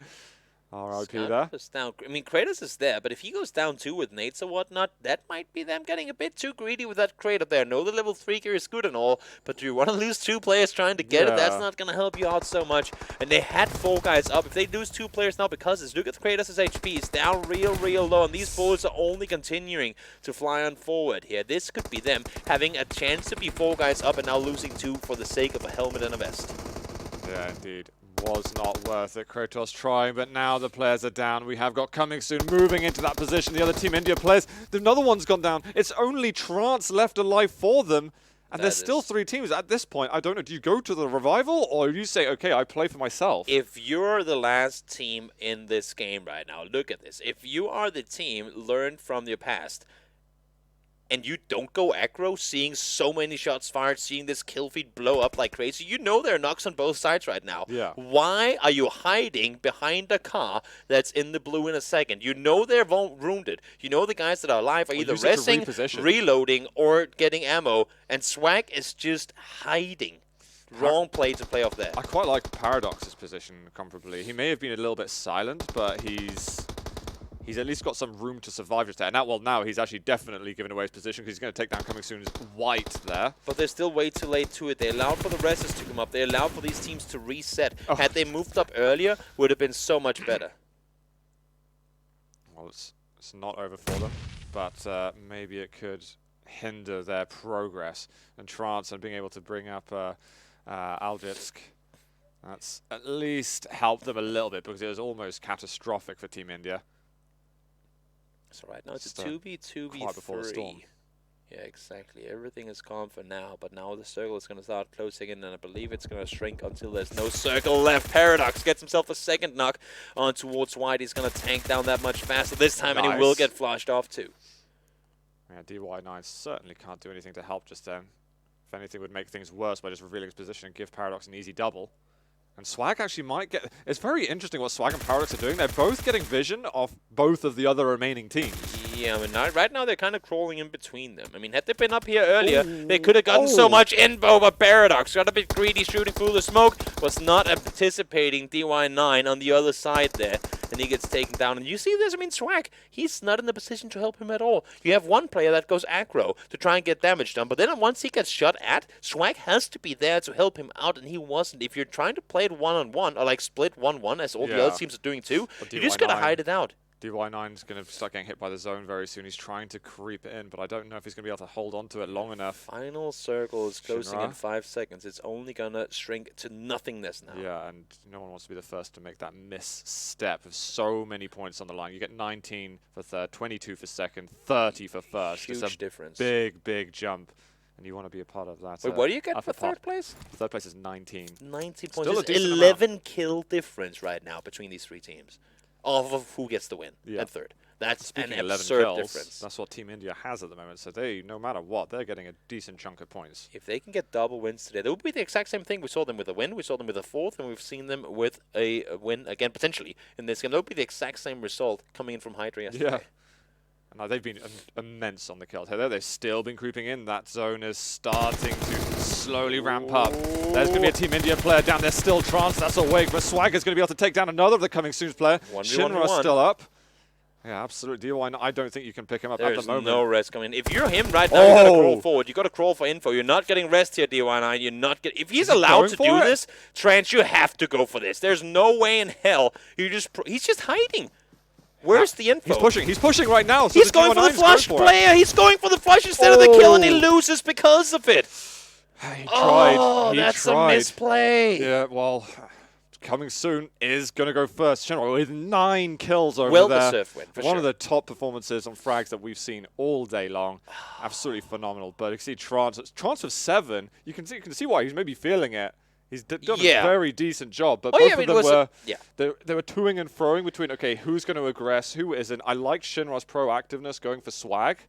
That was really nice. Just eliminate that threat, go back down onto the prone, and then kind of just wait for the opponent to come to you at that point. That's what ended up happening. And with me saying misplay, it's not that I'm trying to take anything away from them, because I mean they've done amazing things today, and that's the only reason I feel like I can be allowed to say it, because we know how good these players are. I mean, they have a win in the beginning. They had a good fourth place game earlier as well, but then to make a play like that here in the final, I mean, I know there's a lot of pressure, everything's on the line and whatnot, but you have a knocked player.